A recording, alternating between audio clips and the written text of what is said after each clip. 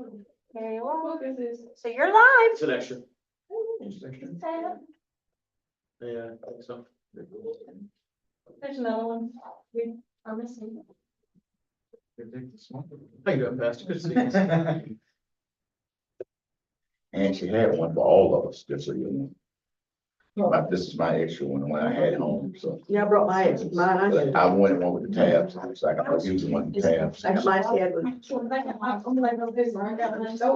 I got mine, yeah, gator thing and a regular paper clip. Oh, okay. Okay, everybody ready? Yes, sir. Let's go ahead. The commission members, Annie Davis, Jeremy Davis, Tom Dolan, Teresa Jackson, Allegra Kitchens, James Norwood, Tiffany Parker, Flanders, Lee Ryan, Matt Schuler, Audrey Wise, and Annie Sweatlick, alternate. You're hereby notified that a special call meeting of the Palatka Charter Review Committee is hereby called to be held on May 29th, 2024, at 4 p.m. at the City Hall Annex 2005 North Second Street, Palatka, Florida 32177. The purpose of the meeting is to review the city's charter. Please govern yourselves accordingly. Cheryl here, chairperson. Sonny Krantz is our city clerk. We'll now call this meeting to order. Roll call, please. Thank you. Miss Annie Davis, Present. Mr. Jeremy Davis, Present. Mr. Tom Dolan, Present. Miss Teresa Jackson is not present for the record. Miss Allegra Kitchens. Here. Mr. James Norwood, Present. Miss Tiffany Parker Flanders, Present. Miss Lee Rion, Present. Mr. Matt Schuler, Present. Miss Audrey Wise, Here. Annie Svetlik is not present for the record, and Chair Taylor Hill. Here. We have a quorum, sir. Thank you. Now we're gonna go through and we will have an introduction of each member. What we want you to do is briefly introduce yourself, give us a little bit of background information, so that we'll have an opportunity to at least know, who we're working with and use that as an opportunity as well for networking. So we will start, to my right, we'll start with you, Ms. Davis. I am Annie Davis, born and raised in the beautiful Palatka, Florida. Moved away and moved back home. Happy to be here. I'm retired, but I have a part-time job at Mount Taylor Full Baptist Church 3 days a week. Don't know how it happened, but that's what I'm doing. And I show up every day. I think that's good. I'm married. I have 3 kids. The kids launch, praise God, and my husband and I ran while they launched. So here we are. Mr. Davis. I'm Jeremy Davis. I currently work at the St. Johns River Water Management District in the IT department. I have a focus on like audio visual stuff. Also work at Grace Fellowship doing the same thing.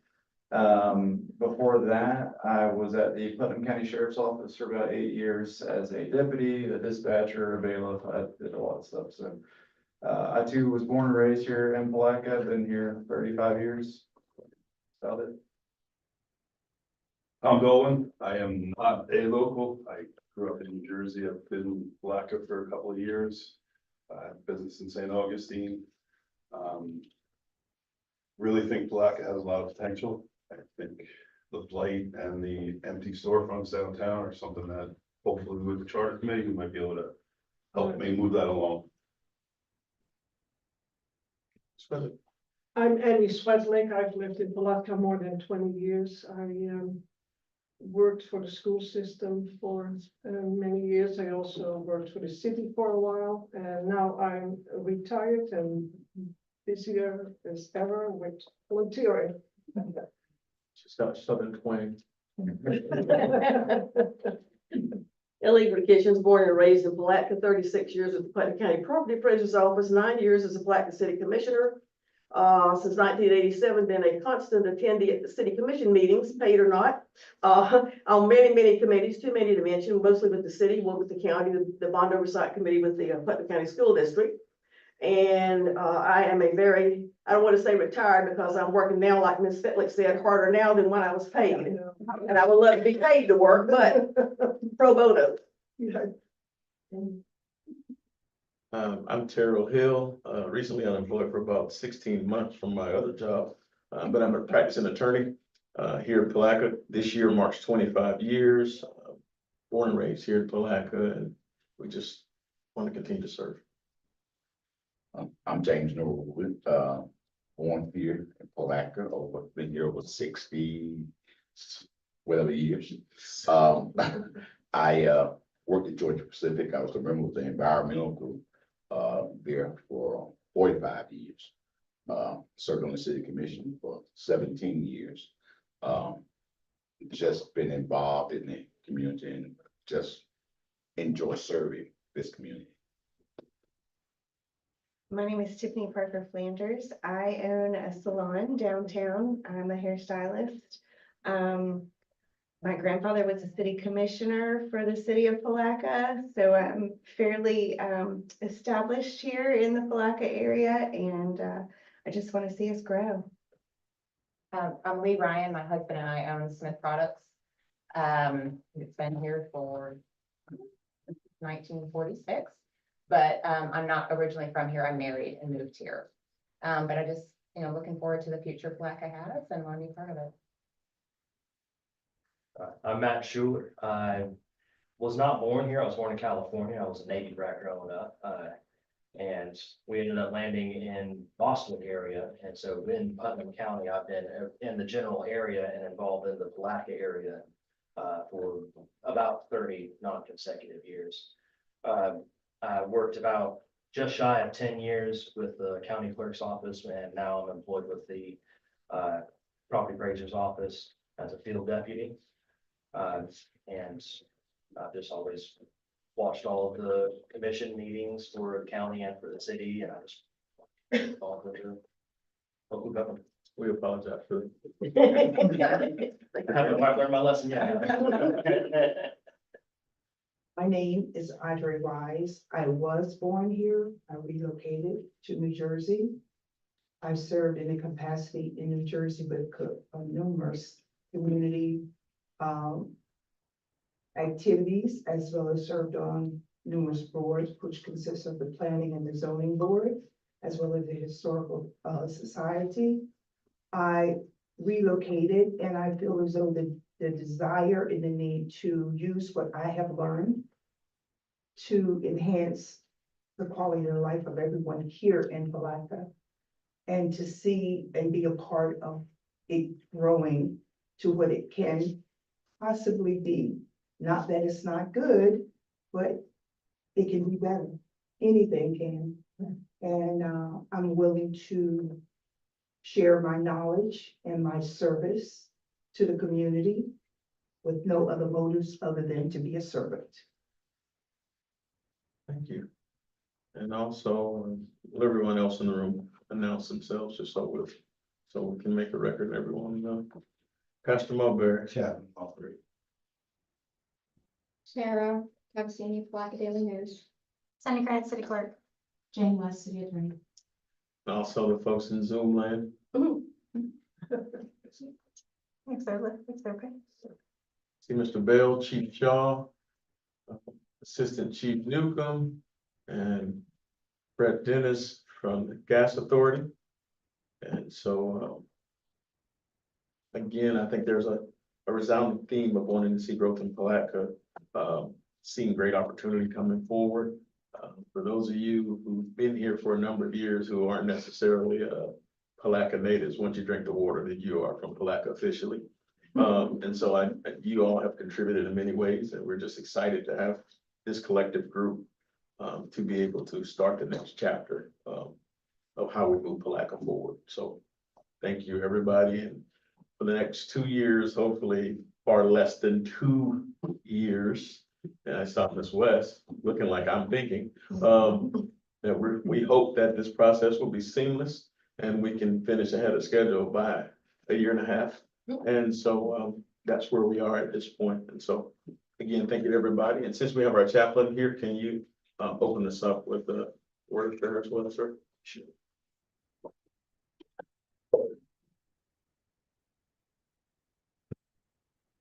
Father, again, thank you for this day. Thank you for this opportunity to come together. We thank you for this planning board. We thank you for these members. We thank you for their desires to move this city forward in the good direction.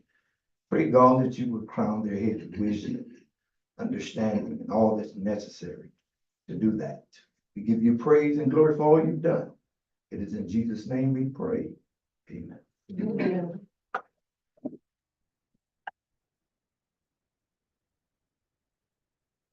Okay, has everyone had an opportunity to review the minutes from our March 26th meeting? If so, I'll entertain a motion. Move to approve. I second. There's a motion on the floor. There's a second by Ms. Wise. Is there any further discussion? Question. All in favor, say aye. Aye. Opposed, motion carries unanimously. Moving on to our general public comment. General public comment, there is no general public here. So at this point, we'll open up the public comment just in case. Comments will be limited to 3 minutes. No action will be taken on topics of discussion. Is there anyone here for general public comment? Seeing no one, we'll close general public comment and move on to our regular business. Our regular business starts out with a general discussion. And our general discussion, Ms. West, do you want to take that item? Kind of give an idea. That's the word we're moving. Just to kind of briefly, we already had the deadlines, that we discussed at the last meeting. Hopefully you have all had an opportunity at this point to review the basic charter provisions. As you probably noted, most of the charter, the bulk of the charter consists of the legal description for the jurisdictional boundaries for the city of Palaca. Fortunately, we do not have to touch that whatsoever. That can be modified by way of ordinance, so you don't need to even pay a single lick of attention to all those meets and bounds descriptions, although Matt, perhaps that interests you. But the provisions that we do want you to focus on are basically the rest of the city charter. And, you know, Chair, I'm going to defer to you on how you want to go with this discussion, but one of the things that we had talked about previously is there's a lot of substantive information out here. And now that we've done these introductions, we see that you bring a broad array of expertise and background to this particular meeting. And if there are particular issues that you want to focus in on, perhaps this would be a good idea to discuss the forming of subcommittees where you would report back. I will add that you are welcome to lean into city staff, but we also request that you venture outside of just this particular committee and city staff. And if you can pull in some expertise from other areas that you're familiar with to come and make presentations, meet with your subcommittees, make presentations to the committee at large. All of that is done by other charter review committees throughout the state of Florida, and we welcome you to do it as well. I'll be here for any legal questions that you may have about the process, but I'll defer to you, Chair, on the substance on how you want to proceed. Thank you. Mr. Bell, He told me he's having sound issues. He's on his phone. we're fine. We'll go ahead and move forward. So moving into item 2B, it's our confirmation of our charter review focus. You've got an overview that you just got from council as it relates to what we're going to do overall as it pertains to where we are with our charter review process. And one of the first things that we think is of great consideration is the creation of subcommittees. And so at this time, we want to open up a conversation. And so one of the purposes of creating the subcommittees is, as you all know from our first meeting, you're governed by sunshine. And what sunshine does, it places limitations on our ability to be able to communicate with one another because we're the recommending board to the commission to take action. And based on Florida Sunshine Law, in order for that to happen, it has to be meetings that are done in the sunshine, which means they're publicly noticed. And it creates opportunity for others to be able to attend those meetings to hear the conversations. But you have the ability to create small subgroups. We're thinking 3 to 4 people in each subgroup. And we can do that in various capacities. You can create smaller groups so that you can have breakout groups of sorts. Or we can create groups that basically begin to take specific items and address those if we find ourselves in a situation where we begin to have, longer, lengthier conversations as it pertains to certain things that may be there. Let's just say, for example, it was the form of government we want to have, and we've got varying views. Then it's an opportunity for us to break out into subgroups with people who have similar thought processes to be able to come back with recommendations versus someone else who may think that the current form of government would be the best form. So that's an example of where we are. So what are your thought processes thus far about subcommittees as an opportunity for us within this charter review committee? Can you indicate what we should be thinking of when we think of subcommittees? Can you give us some examples? So literally we can take a subcommittee and each subcommittee can review Article 2, for example. And then we can come back with recommendations based upon each subcommittee's meeting on Article 2. Or we can go in if we find that if we find that term limits, for example, maybe a conversation that comes up with everyone, then we can have a subcommittee that specifically deals with language on terms and things of that nature, bringing back recommendations to the committee in language or whatever the case may be. Or if we find out there's a various item that's out there. So right now in discussion, the sky is the limit in so many ways on how we deal with it, but we wanted to kind of get a general consensus of what the thoughts were. Ms. Davis, and I'll come back to you. And actually. I'm sorry, I'll go over here to you first. Okay, so we are able to suggest the subcommittees, because I was looking at Article 4, where we're talking about voting within this, or elections within the city, and there are no districts. I would like to explore that further. And I was just going to suggest, yes, to subcommittees, because we get more work done and can come back to the larger group. And I think a good delineation for each group is by article, depending on size. We may have to combine or not, I don't know, but I see that I believe there are 6, well, 5, but not counting 1, but I'm just suggesting that is a good delineation. Through the chair. One second, grab this kitchen and come back to you. I see absolutely no reason for subcommittees. We can discuss everything needed right here. And I think I'll defer to Ms. West on this. Even if we have subcommittees, we're still government of the sunshine law. We cannot talk to each other outside of the subcommittee meeting. If we meet at our homes and talk about it, then I think we're in trouble. Okay, so I'm glad you brought up that point. Basically, subcommittees, if they are on a fact-finding mission only, and they are acting in an advisory capacity, they are not governed by sunshine. There are a few very, very limited exceptions. Obviously, with a group like this, you're making recommendations in an advisory capacity to the city commission. You are governed by sunshine, but if you do want to break out to 2, 3, as the chairs mentioned, a very small group for fact-finding purposes only, and a report back to this general committee, that would not be governed by sunshine. Thank you.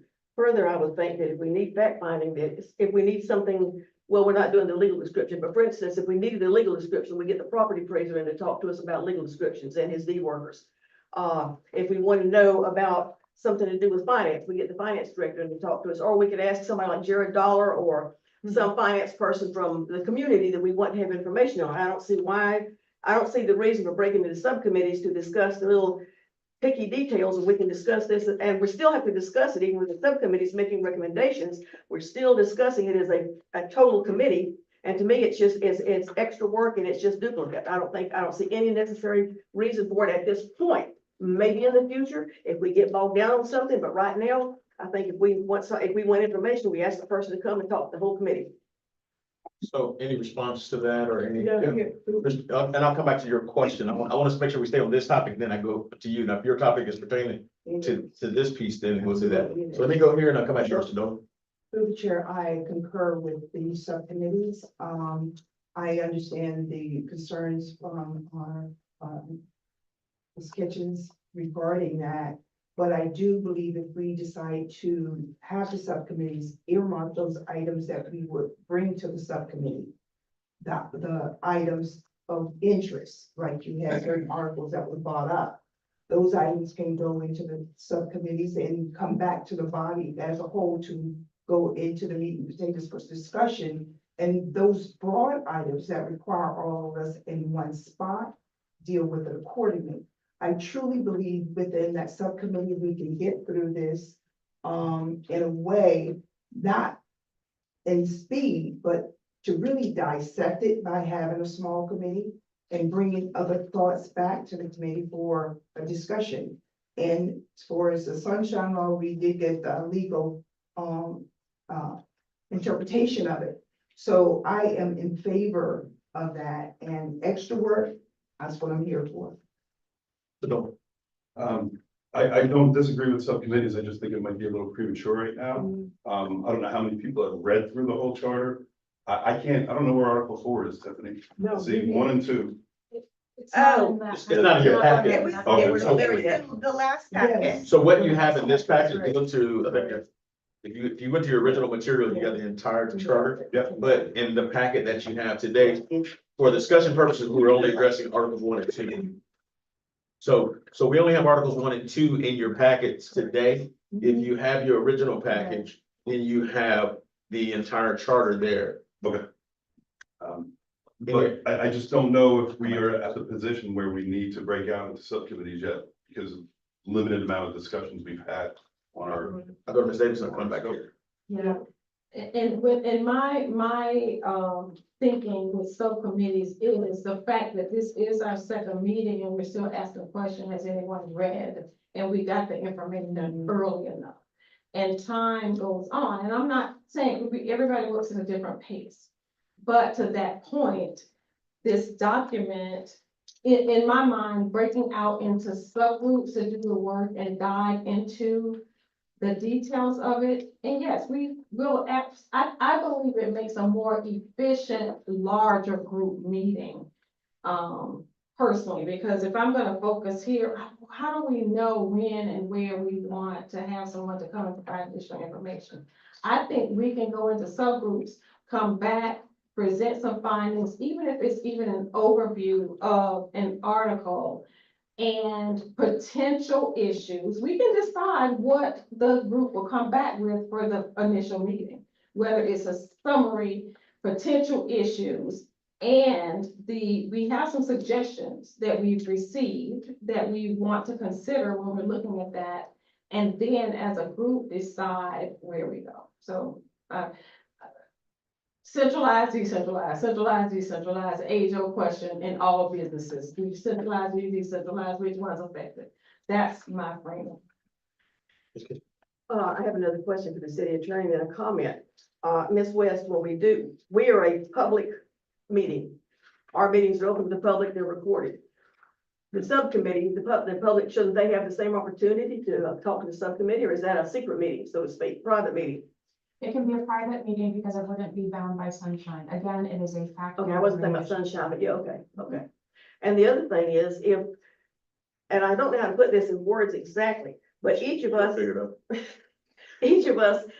have ideas. Some of us, like we three up here, Norwood, Hill and I, we were on the city commission.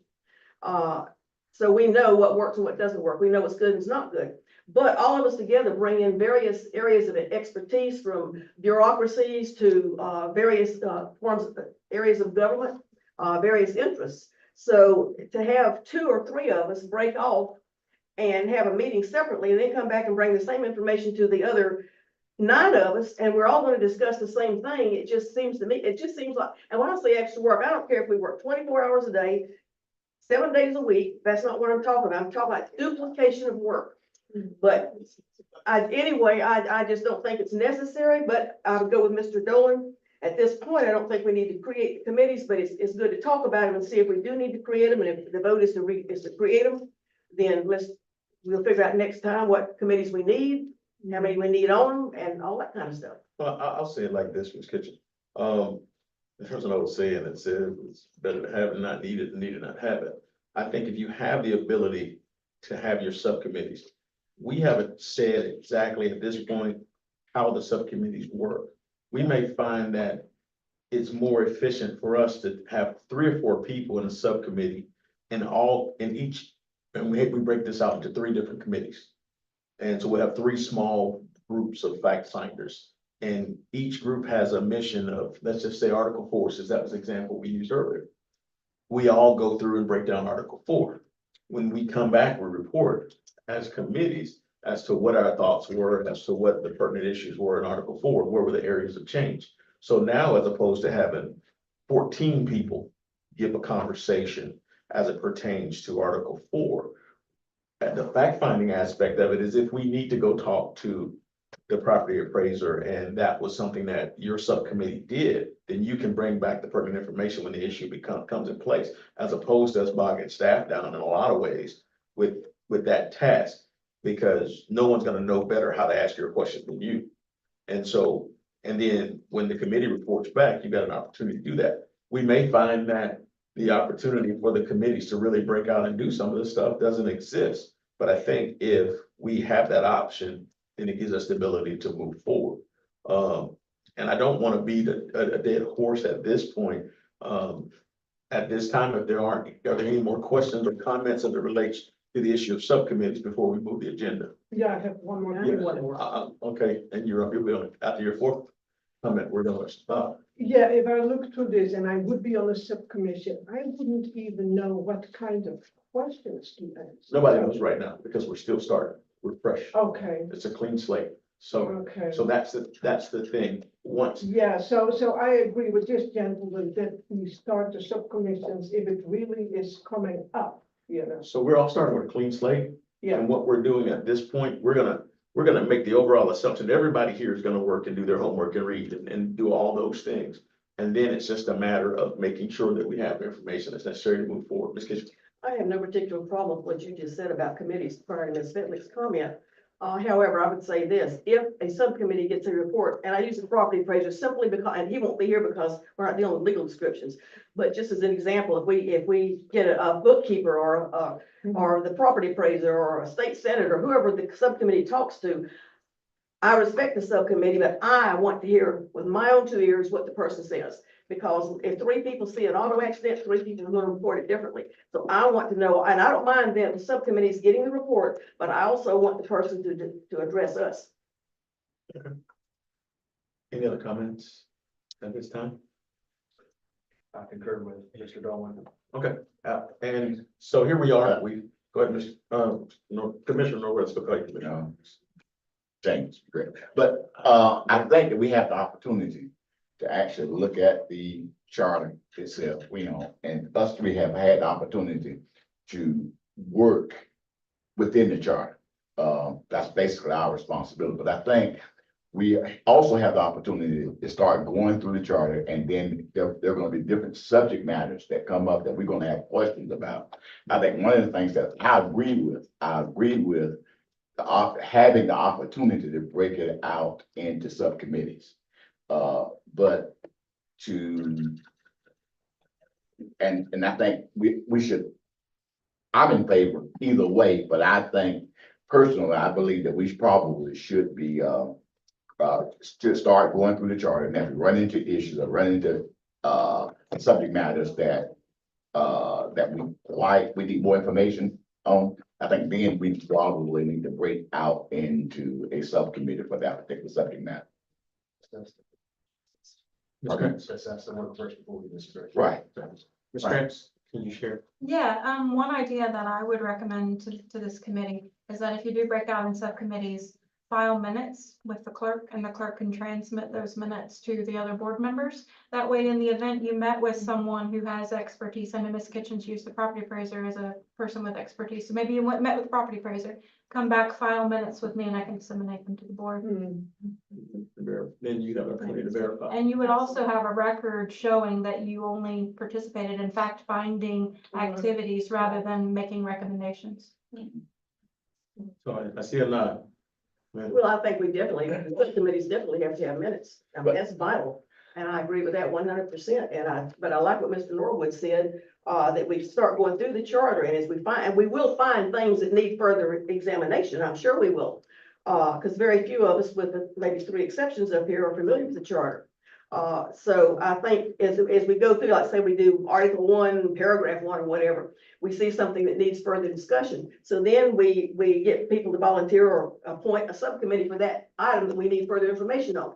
Then we go down a little bit further down, we find something. When we get to item 4, which is probably 2 meetings from now, if we think that needs further discussion or further clarification, then we get a subcommittee to look at elections, meet with the supervisor of elections and find out what the state law is, the county law, and all that kind of stuff, and then bring the information back to us. I think that's a splendid idea to go through it, and as we find the need for a subcommittee, then appoint them. And that way I would have no major objection. Chairman. And one other thing that I mentioned, this probably doesn't need to be said, but I'm gonna say it anyway, because I think it's gonna have to be said at some point. You know, because there's some strong opinions in here, in this room. Only thing subcommittees are going to be doing is making recommendations back to the board. So, you know, so if you're on a subcommittee and your recommendation is not accepted, you know, the board still has the responsibility of making recommendations to the commission. And the subcommittee doesn't stifle the voice of Right. anybody in that committee that may disagree with the masses. Right. Their opinion can still be brought forth in the coming meeting as well. So if there are points of contention, we expect that to be, raised in your report. So at this time, I entertain a motion as it pertains to, the ability for this board to use subcommittees as a part of the work product. I move that we do create subcommittees as they are needed. As we go through the charter, each item, line by line, sentence by sentence, word by word, as we find the need for a charter, for a subcommittee, then we create them. So I agree with create them as needed as we go through the charter. So there's a motion on the floor to use subcommittees as needed as one of the tools for this committee. Is there a second? Second. There's a motion on the floor and a second. Is there any further discussion on this motion? Question? All in favor, say aye. Aye. Opposed, motion carries unanimously. Okay. Oppose, You're opposed? yes. And I'm gonna ask for some consideration. So some people may no problem with the procedure, some people may not. However, when discussion is called for, and I know we already had it, I need some, I'm asking for some hesitation between the calls for the question. That's all. Even though we had discussion before, but people are still required because there was no discussion post motion. If, that's my request. If I might make a suggestion to help with that. No, we're fine. I got it. Just going forward. I got it, but But I did not, vote yes, so it's not unanimous. If you think you're going to have a discussion, why don't you just say, wait? For clarity, Ms. Davis and Ms. West dissenting. Nay was my vote. And me as at this well. time. So, motion carries. Might we know why you are? All right, they have it. So at this point, at this point, just for the sake of, if there's any other motions that we have at this time as it pertains to the matter of subcommittees, at this time, you have an opportunity to raise that motion to be included. I make a Chair. motion, through the chair, Start here. through the chair, I make a motion that the subcommittees would be put in place. And when needed, they will be adhered to. Not wait until we go through the entire thing, but to have them in place. If and when we might need it, they will be there. That is my motion. Could I? We have a motion on the floor. We have a motion on the floor. Is there a second? Is there a second as it pertains to this motion? Seeing none, motion dies for lack of a second, Mr. Bill. I don't know if it was missed, but perhaps if we make sure we call for an affirmative vote and negative vote, so this way the two votes don't get missed. I did. I said all in favor. Again, I said I wasn't sure if I'm just clarifying for the record. I said all in favor. And then I said opposed. And that's typically the way I'll do it. I'll say all in favor. And then when I say opposed, then that gives the opportunity for someone else so that we all are familiar with where we are. When the motion comes in and I acknowledge the second, I will then say, is there any discussion? So at that point, if you have discussion, please speak up. Because if you don't speak up, I will continue with the vote. Mr. Chairman, Yes, ma'am. might I suggest, like, Ms. Davis said, sometimes somebody she thought she wanted to say something, but she didn't.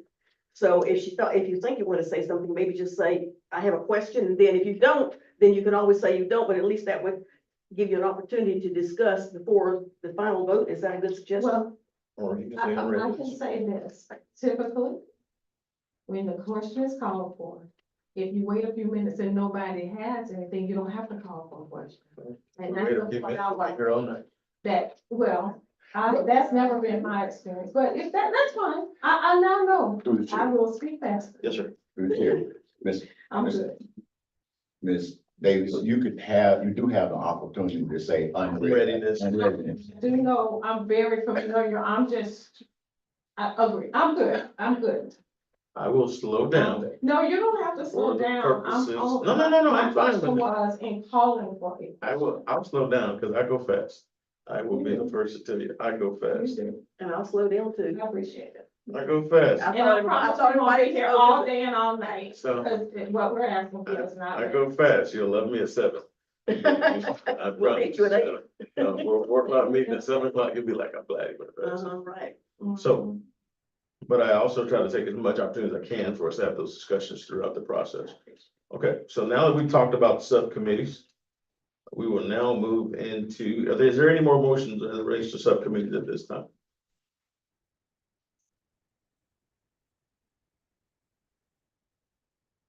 Okay, next up, our timeline.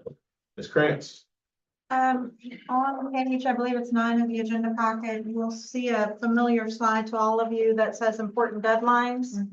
These are the deadlines from Ms. West's presentation.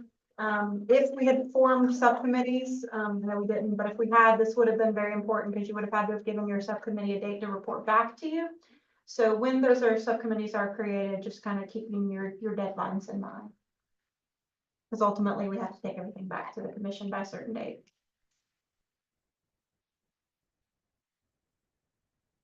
any questions?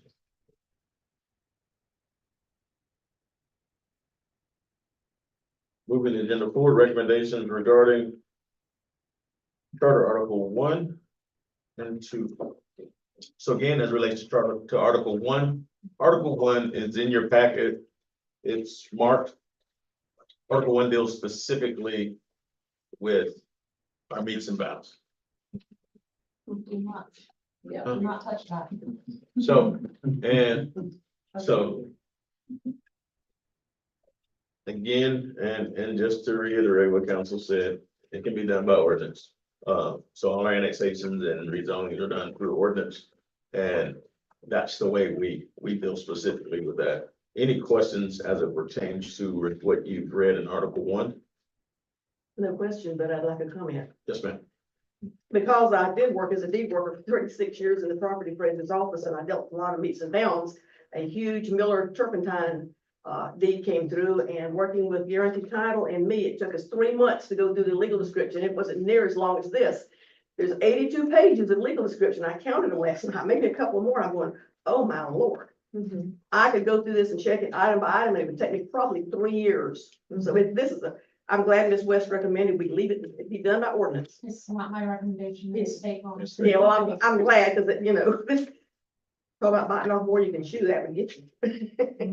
Just a comment, that's all. Okay. So no other, any other comments from Article 1? Well, I just have a question about this. Yes, ma'am. Does this ever change? Or It- is this kind of set in stone? It changes regularly through annexations and rezoning. So as we annex property in, the meets and bounds change. And so it's an ever moving document I think that's the easiest way to describe it.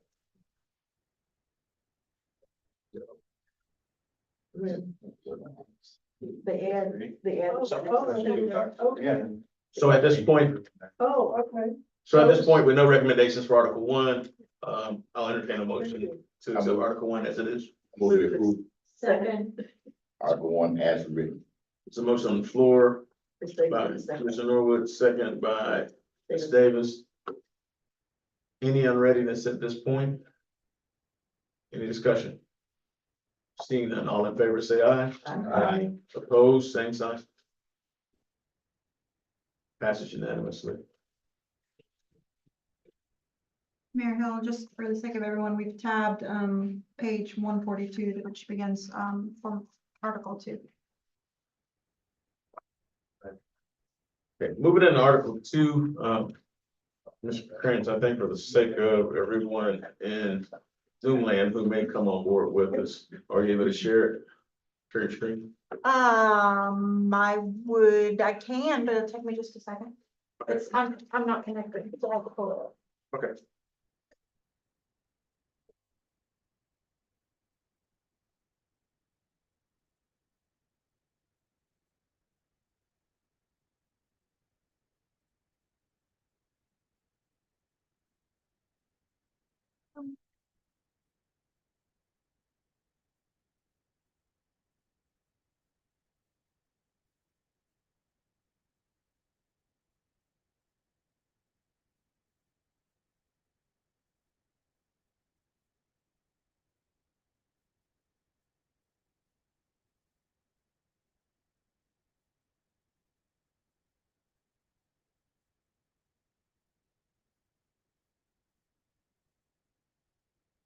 How big do you guys want it?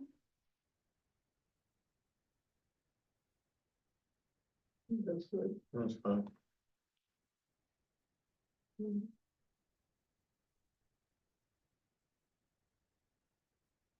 Second, 21, you gonna pronounce it?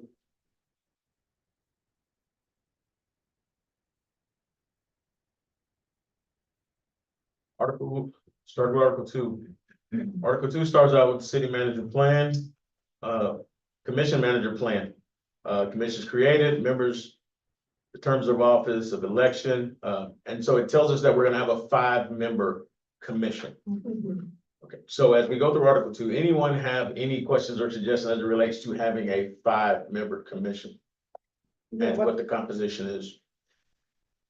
What is it based on? It's, if you look at section 21 that we have up here, we've got a 5-member. The Yeah. commission is composed of 5 persons who are elected at large, one of whom shall be the mayor. So Yeah. you have 5 commissioners, and the mayor in that 5 is a mayor commissioner. That is the form of government that we have, where the city manager handles day-to-day operation. And so said commission and mayor shall hold office beginning the first Monday in January. Next, after the election is herein provided, and then it talks about the election year of 1947. As to the number of commissioners, Yeah, 5 is very typical in the state of Florida for this size of a population for a city this size. It can vary from 7 to 9, right. but Yeah. 5 is the most typical for a population. So apparently a lot of people want to see growth. So if you grow a lot, then you might add another city commissioner or 2. So to give you examples, Daytona has 7. Most communities have 5 throughout the state of Florida. Jacksonville has 19. Wow. So, and so 5 is a common theme throughout the state. There are some smaller communities that have 7. But I think in most cases, 5 is what you're gonna see the masses throughout, the Florida League of Cities in particular. That's what they have. So Ms. Kitchens? Yes, 5 is a very workable number for any committee or group. When it gets larger than that, it becomes rather unwieldy. This is has no aspirations on this, charter commission. But the more people you get in it, the harder it is to get things done. The city commission prior to 1923 probably had more commissioners, and in 1923, they decided to do this form of government, which is absolutely the best form of government for a city commission, and it is the majority city commission form of government all through the state. And our charter has been updated as recent as a couple of years ago, just hasn't gone through word for word. But I think we have a very good form of commission, and I think the city manager commission is good. That means that we have a city commission, and then the manager runs the city for the commissioners, so the commissioners don't have to micromanage, or they're not supposed to micromanage, rather, the various departments in the city. That's the city manager runs the departments, the city commission, it can deal with the laws and passing laws and that type of stuff. As far as the mayor commissioner goes, that's a splendid idea. You definitely don't want a mayor separate from the commission, because then you run the chance for having a dictatorial type thing or it's just not good. And if you want to see how bad a huge commission is, look at Duval County. I saw y'all watch the news, look at Duval County. I think we're very good with the commissioner, mayor, commissioner, manager, mayor, commissioner. And I think that it should stay this way. It's worked. The old saying, if it ain't broke, don't fix it. It works. And if we get 50,000 people in Black, it's still gonna work. It's not the number of people, it's the quality that you have. And you get a bunch of, anyway, I think we're fine with this. And in my opinion, we can move on to whatever the next issue is. Okay, Commissioner, I'm sorry. Mr. Chair, one of the things that I believe that we have the opportunity to do is to explore all of our options. And there are, I think, 2, maybe 3 forms of government out there. And I think if we explore the strong mayor option, it would give us a track record of at least looking at it and saying that this is how we arrived at the decision we made to go back with the city, the current form with the city manager and the commission. Mr. Chairman. I'll go to Ms. Davis Yeah. first, and then I'll come back to you. Yes, I agree. So one of the things I want to say, and that I personally appreciate, is the experience of the former commissioners and the former mayor. What I am gonna ask, and we to continue giving us the history, so we do understand. But to Mr. Norwood's point, let's understand other options to stay, because we're here to vet. And to show that continuously, this is the best form of government for our city. So, Which, so I'll go to Ms. Kitchen, but as I transition to Ms. Kitchen, I want you also to reflect back on Ms. West's presentation when we initially started, where she talked about the various forms. You have the presentation inside of your package, your initial package, which kind of gives you the various forms. And then I'll have Ms. West expound just a little bit, if you don't mind, on the various forms and some of the hybrids, and then I will share some examples of what those are. Ms. Kitchen. Yes, all I wanted to reiterate was perhaps we need to get Ms. Tipton from the League of Cities to come back and do the presentation again, explaining. No, I saw that. Explain about the various forms of city government, which ones were effective, which ones weren't, which ones worked for our side of the city. So anybody that missed that or wasn't paying attention, maybe she could come back and explain it. But I think at the end, she said that we have the option. We to do actually have the look at option to go to do something Right. wrong. Right, and I'm not advocating we change. I don't think I'm advocating that we just take a look at it Yeah, yeah. and see. She gave us an overview of what, anyway, yes. Which Just- anybody can go watch on YouTube. Right, you can press play again. Yeah. So the question at this point for everyone is, so that we can refresh your recollection just a little more, Ms. Krantz is gonna pull up that piece of the slide of that presentation, so you'll have that. Is there anyone else who has any conversation as it relates to the form of government and the composition of the commission at this point? Mr. Dolan, please. I have a question just about, and it's probably gonna come up throughout all the different sections, but the laws that are cited at the bottom, yes. is there anything to, and probably Ms. West is gonna have answers, but for all the different statutes, is there a way to vet ones that are no longer active in the state? Sunny, I'm sorry, did you say something? Sorry, I have my back turned to people when I. So to answer Mr. Dillon's question, when you look at the city's, charter, when it says laws of Florida, chapter that is the city's original charter. Right. And as you progress through the years, you can see every single time that section of charter was amended. Perfect, thank you. So that's just a background. Okay. Thanks. I have a question. I thought that the charter was not reviewed for about 100 years. It has not been completely rewritten for 100 years. Okay. If you look, I'm sorry if this is too TMI, but if you look back at the original section of Article 1, you'll see in Section 1 that the existing municipality of the city of Palaca and the county of Putnam, state of Florida be and is hereby abolished. The reason why that was done in 1923 was because it was found that the charter of 1887 was illegal. So they literally, the Charter Review Committee at the time, and you may recall, I brought out the book to show you guys, because it was found to be illegal, they literally had, as a committee, to make a recommendation to completely scrap the old charter. And they started from scratch. So I believe every single section of the charter will say it began with the charter of 1923. And when you guys, just to give you guys a historic moment that you may not realize you just did, when you just approved Article 1 of the charter, you were agreeing that you're not scrapping this charter. You are moving forward and just amending portions of this charter. And also, if you look at section 21 that we're on right now, you'll see references to 2005 and 2008. So it kind of gives you that update. Yes, ma'am. Mr. Taylor, I just want a point of clarification. To the point I just made, I'm not saying in the moment that we're reviewing the charter, we do these things. Maybe I should say drop a pin in it, and maybe that's individual homework to go back and see if you want to understand and see if you want to introduce revisiting something. I'm not saying every time we bring something up, but maybe that's drop a pin.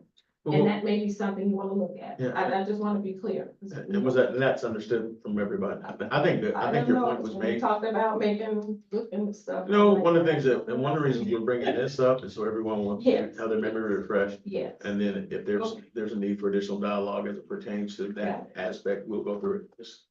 A general, question for Ms. West. Ms. West, offhand, do we happen to know, I know we brought up earlier about, the number of commissioners and whether the lines. Do we happen to know a general populous range for, five, or is that covered in the presentation? The Florida League of Cities does have data along those lines. That part of it was in Lynn Tipton's, It's certainly. thank you.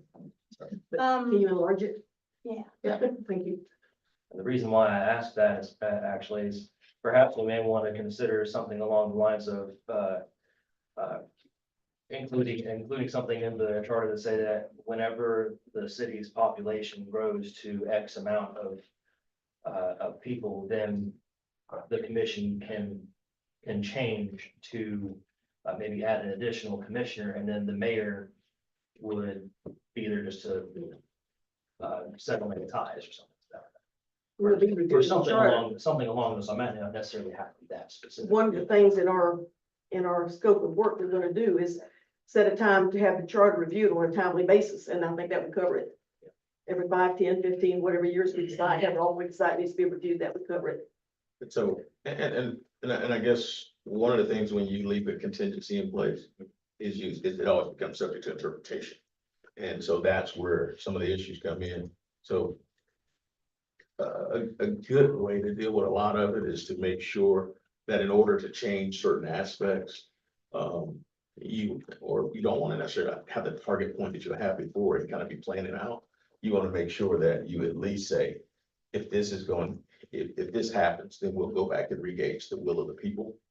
And then at that point, it can be done through referendum as it relates, because you've got cities with hundreds of thousands of people that will have a 5-person commission. And you've got cities where the resounding, most people in the state of Florida have gone to a commission manager style of government. Palatka was one of the earliest forms of that government, but you'll see places like Willaca that has a strong mayor. And although you usually see that in like your 10 most populous communities, you will see smaller communities that have hybrids of that, or you'll have some folks that will have a mayor pro tem. They'll have a mayor and a mayor pro tem. And you got some cities that will even have an elected clerk when we start going through other stuff. And so those are the various things that are out there. If you look at the screen right now, then you will see examples of communities and the forms of governments that they have with their population beside it. Mr. Mayor, if I can give the history. In the 20s, Palatka had a population of over 14,000. It's been as high as over 14,000. It's been as low as under 9,000. So I think the fact that the charter will be reviewed on a regular basis now will catch any fluctuation if it's needed. And we'd have to have like 50 or 60 or 100,000 to need more commissioners. But I think based on our past history, Palatka's population fluctuates. So I think the fact that we're going to look at reviewing the charter on a regular basis now, instead of waiting like 20 odd years or whatever, I think that will catch it.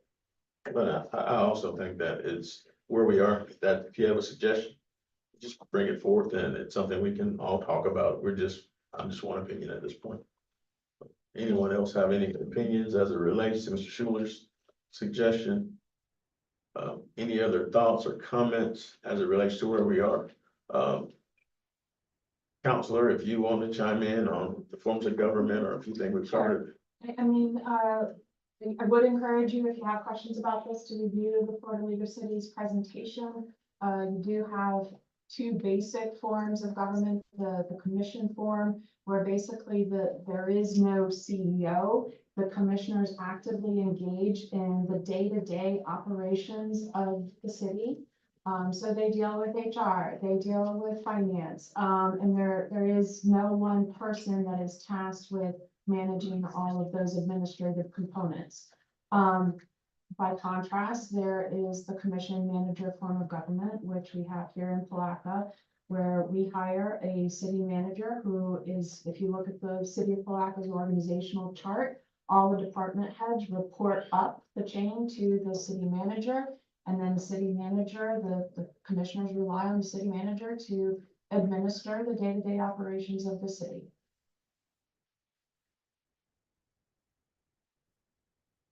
the commission manager form of government is a very effective and recommended by the Court of Legal State. I guess I guess as a, I guess in a poll of sorts. Who, are there any thoughts on whether we should explore other forms of government? Is there anyone who believes that we need to explore other forms of government and report back? I don't think we need to. If you think about it for 1 second, well, for 3 seconds, you got 5 commissioners. All of them are hold down full-time jobs. The city commission business is not their top priority. As one of them stated, I had an important meeting to go to when you left the commission meeting. And you want all 5 people, how would anyone, 5 bosses, can you imagine having to get 5 people to tell the city streets people when they can close the street, to tell the city planning director? They'd have to check with 5 individuals separately. They can't check with them together because that's sunshine law. And that's like having 5 bosses, the old thing, too many cooks spoil the broth. We got a perfect form of government. It's worked in other cities. We were the first city that introduced this.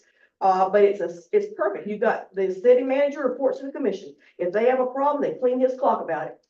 Works very well. So what form of government gives 5 people that power? Commission. The commission form. The commission form. No. I think that's what she said. Commissioner, I no have a manager. question. No. I have a question.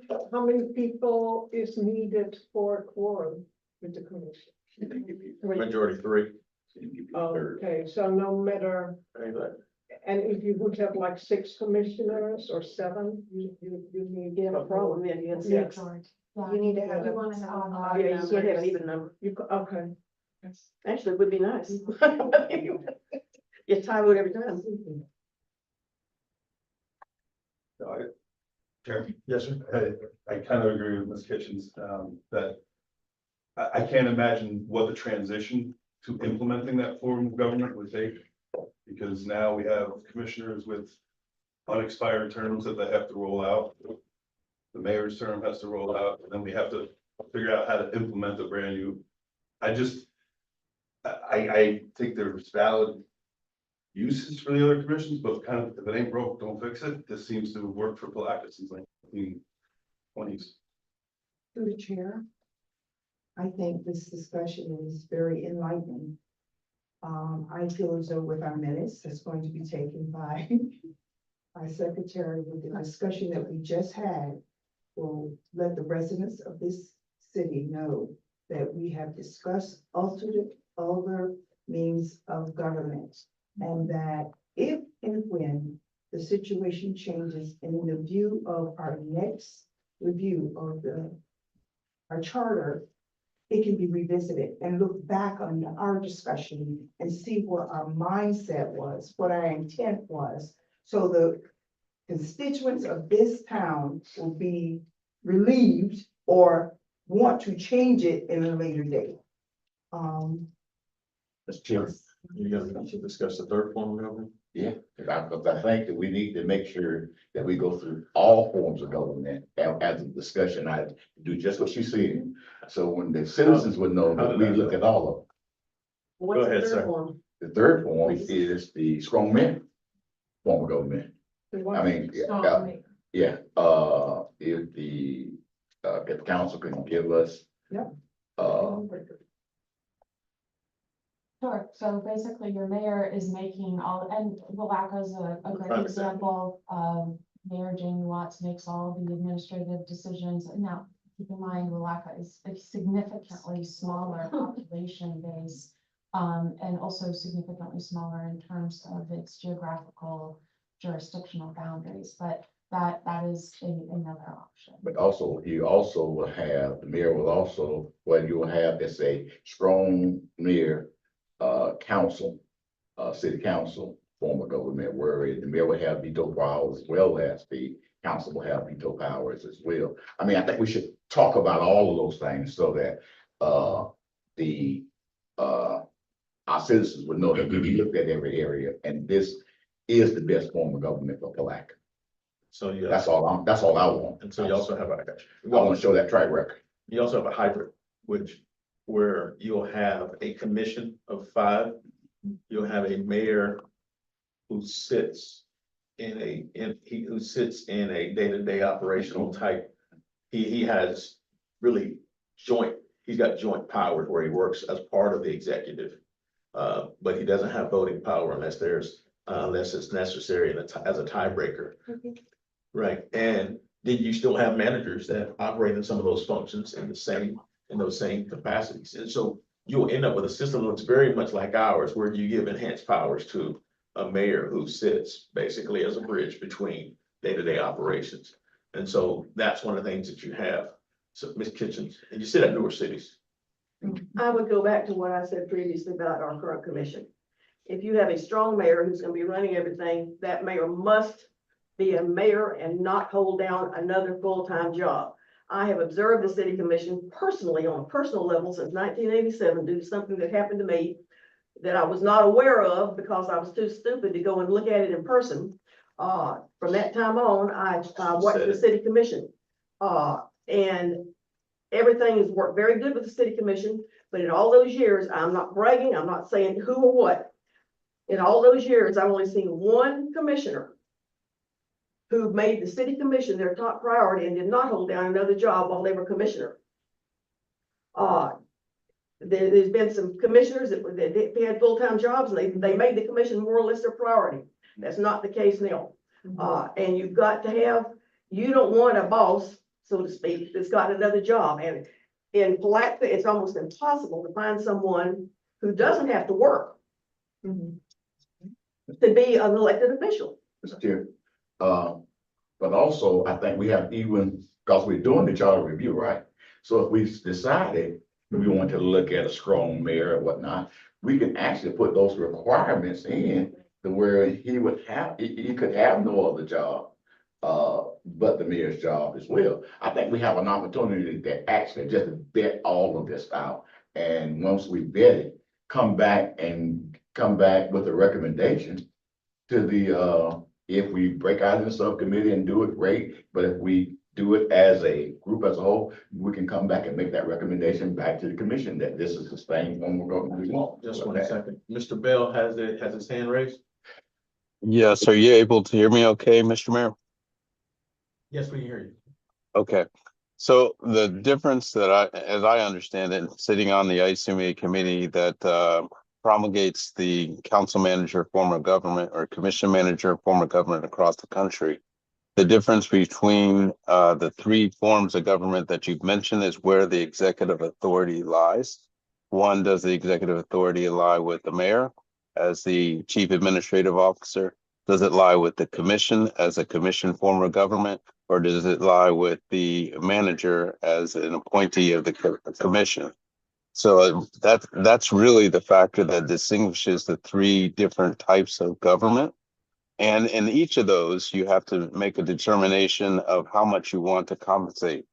If it's a strong mayor and the executive authority lies there, then it's typically a full-time job. If it's a commission-run form of government where the commission shares the executive responsibility, then they are compensated accordingly as either full-time positions or more than a side job. It's a part-time position or a three-quarters time position, or if it resides with the manager and the council manager form of government.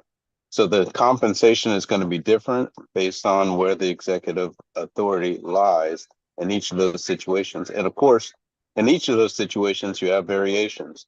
Like with the commissioner manager form of government, you could have a direct elected mayor, or you could have the mayor be selected from those commissioners that are elected as a chairperson of the commission. So those are obviously different variations on the same thing. And then typically when selected, they serve for 1-year terms or 1 or 2 year terms, and then it rotates or they're reelected, kind of like what the county commission does here locally. So the same way, Correct. so in some communities, the same way that the chair of the county commission is selected from his peers on an annual basis, some communities do that with their mayor. Haines City is a good example of that. And so they've had mayors that are for continuous for 9-year terms and longer, but every year they have to be selected as chair. Yes, ma'am. That's correct. I agree, with a little bit of what Mr. Norwood said. However, you got the same problem. If you have a commissioner, okay, write it into the charter that the committee, that the mayor has to have, that's their only job, no other job. Then that should be the way with all the commissioners. That's gonna be problematic because everybody in Palatka works at one level or the other, and getting somebody that doesn't work full-time or even part-time to be a full-time commissioner or a mayor is going to be a financial nightmare for the city. We can't afford to pay that much money to them, and then you're not gonna find somebody that can do that. The form of government we have now is good. We need to stay with it. I will stand by that. You are lobbying to people, I think, who agree with you. My question would be to a city like Palatka, or smaller cities that use these other venues, what kind of staff do they have? Because we have pretty large staff in the city of Palatka. So could one person manage all those department heads while being mayor? That's kind of my question to the group is, would that be too much for a particular person if we're using Palatka as a comparison? I think it happens no differently than it does with a manager, but that person has to be committed full-time to it. Right. Because if if you're trying to do it part-time, it's not gonna work. Right, it's not gonna be a stipend for. And I think that's the point that was being made earlier. Is there an appetite for statistics? Is there what? Go ahead. Always. I did some quick counting. Of the 411 cities within the state of Florida, 275 are city manager forms of government, 54 are strong mayor forms of government. And of course, I could do more statistic counts about weak mayor and council president, but Yeah, and those strong mayors, they're probably from larger cities, right? I can show you guys the stats if you allow me. That's all I want to do is have that discussion. Ms. Kitchens, you, go ahead. If you want to see how well, and I use that sarcastically if you didn't catch it, a mayor, strong mayor form of government works, read the newspaper articles about Palatka, talk to the Palatka citizens, how much they like it. I know. That's all I have to say on that right now. I don't like the name. You're being Typically, recorded. it's larger cities Say it on or TV. or counties. Ms. Wise. Typically, it's larger, very small. think we need to use some calm here because I don't want to be beating down on nothing. I don't like that kind of thing. So Ms. Kitchens is aggressive, and that's just, so just as a point of information, that's just how she talks. I sat on I think, there's sometimes a personality check that has to be done. So we've sat on board, she's passionate, but I don't think she in no way means any harm by it. You just gotta, once you're here for the next 2 years, you'll realize that. But she's gonna be passionate. Wait a minute, I like to say I'm assertive rather than aggressive, but I love the passion. It's wonderful, but can we stop repeating the same things over and over again? I mean, we've been here an hour and got nothing accomplished. well, let's not do the agenda. We're halfway through the agenda. Yeah, We'll get, trust me, we won't be long. I have a question though, if I may, Mr. Chair. Uh-huh. Are we also gonna discuss term limits? We are gonna get to that next. Oh, that's it. So, and I'm intentionally doing this for right now, so that we can go through this. So let's go, Ms. Krantz. Thanks, and this is a really, really large spreadsheet with a lot of data, but to summarize what I filtered it down to, I filtered it down to the form of government with council, strong mayor. As you can see, population's like 108, 137. You kind of work your way up to, a few in the 3,000-4,000 range. And then you start getting back to 112,000 to 120. So it's typically a little small or really big. Based upon the data provided by Florida Lake Cities. Thank you. Okay, so we've had information that we've had a discussion as it pertains to the form of government at this point. And we've had a suggestion about looking at various forms of government. Is there any consideration for that, or is there, and if there's not, then we'll move the agenda. Everyone okay with the current form of government? Yes. I'd like to make a motion. Yes, sir. To approve continuing to use the commission city manager form of government for the city of Palatka. Second. Motion on the floor. Second. Is there any discussion? Yes. Commissioner? This is actually what I wanted. I wanted us to have a discussion and bring it to a vote. And that way we would know why we arrived and how we arrived. at the motion that we actually arrived at. So, that's all I want to say. Ms. Davis. I'd like to amend the motion to also include in there that we continue with 5 person. Well, my motion was to continue as existing. Oh, for right. current staff. Okay. Right. So the motion is to continue with the current form of government as well as the current number of members. Is Call there, the question. so at this point, question is being called. Before we do that, is there any further discussion? Seeing none, all in favor, say aye. Aye. Opposed? Motion carries unanimously. Now moving on to, Mr. Chairman, yes, sir. can we have the record reflect that there was a robust conversation concerning the different forms of government? I mean, Yes. if you speak to Ms. Prince, we can. Yeah. Bring everyone over here, how's it? So she is documented the entire conversation, sir.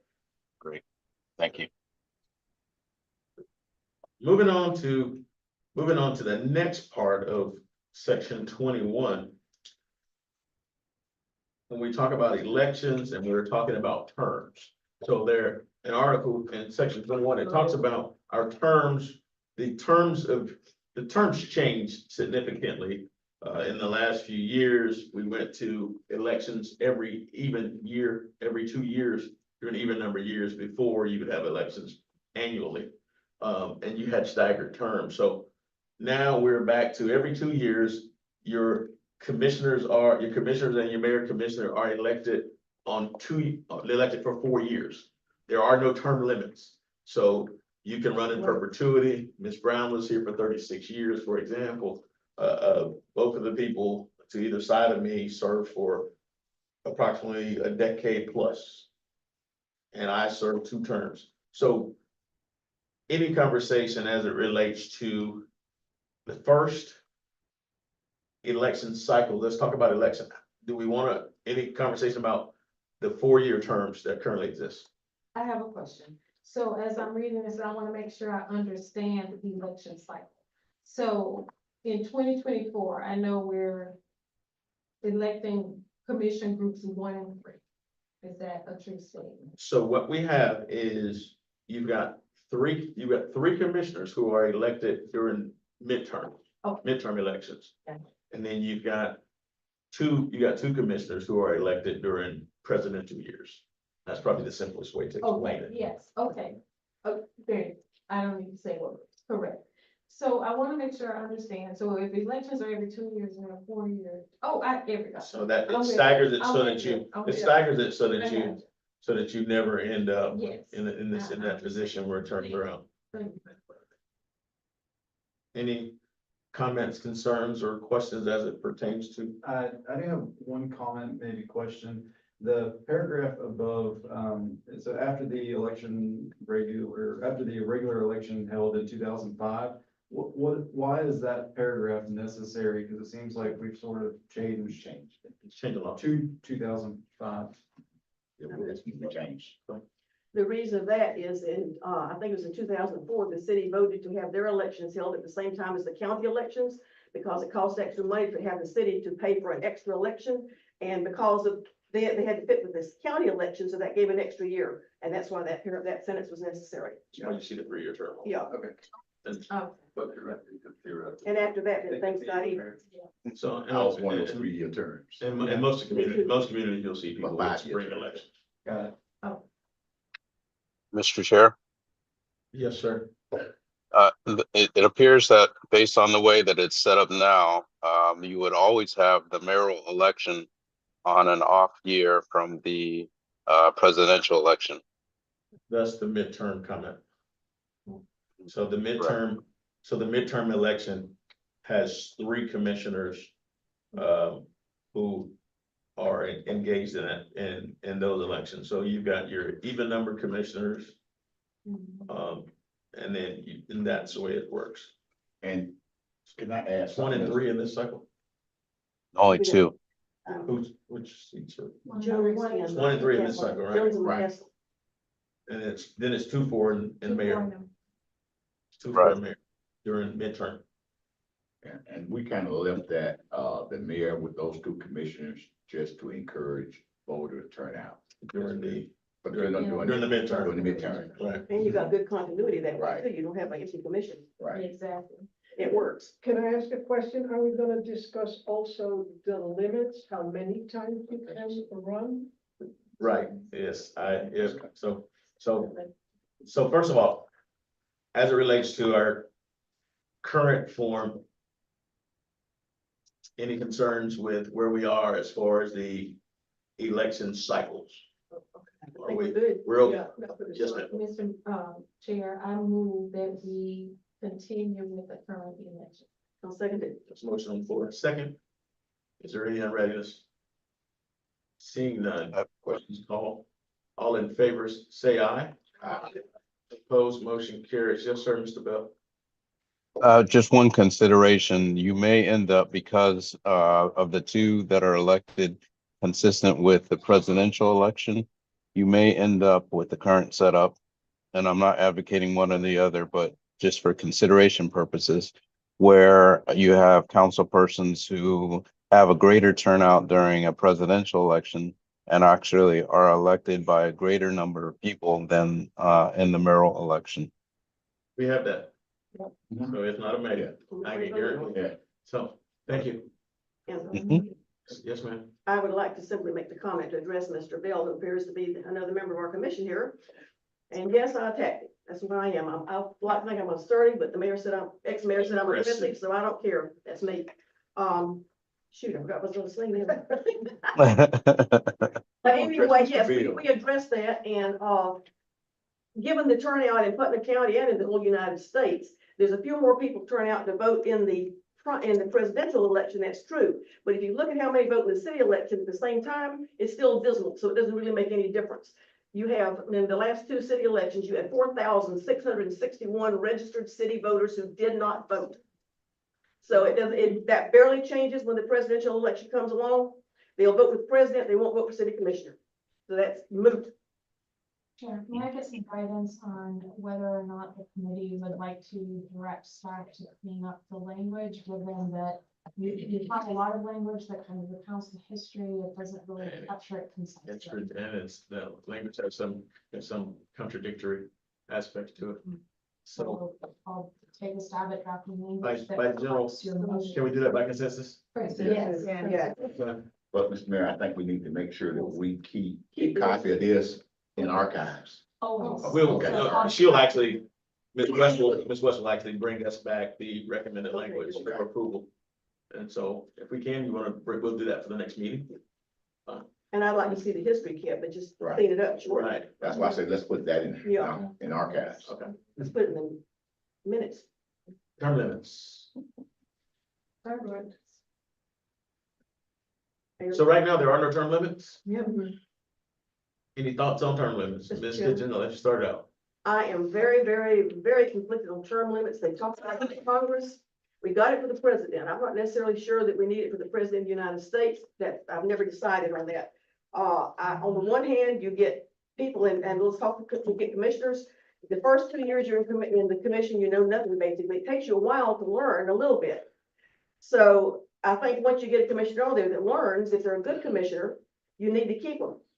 However, if they're a bad commissioner, you need to get rid of them, but they're up for election every 4 years, so why do you need term limits? If the public wants them to go back in, good, bad, or indifferent, it's the voice of the people should be heard. If they want to vote them back in, fine. If they don't want to vote them back in, they're going to vote them out. So I say no term limits on the Any, city commission. any other conversation on term limits? I believe there should be term limits on two terms.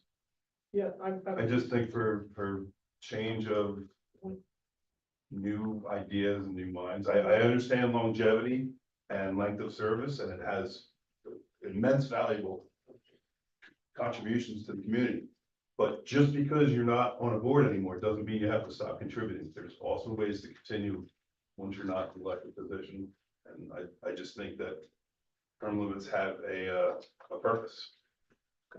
Mr. Chair, I would like to get from you, the three of your experience in, I concur with what Ms. Kitchen said. And the reason is because there needs to be some level of continuity without, again, elections speak. But when laws are enacted and it goes to the staff to implement, what is that typical lag period? And the reason I'm asking the question is because, and it may be more than 4 years, I guess it depends on the project.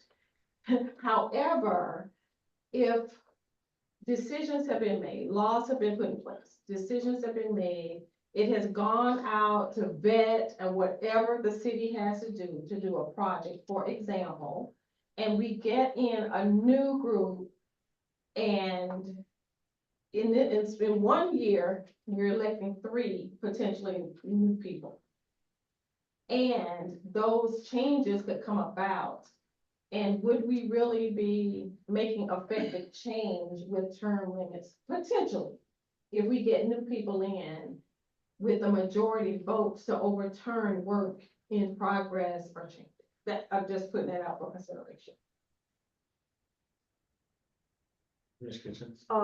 I understand what you said, and that is a consideration, as is Mr. Dolan's suggestion.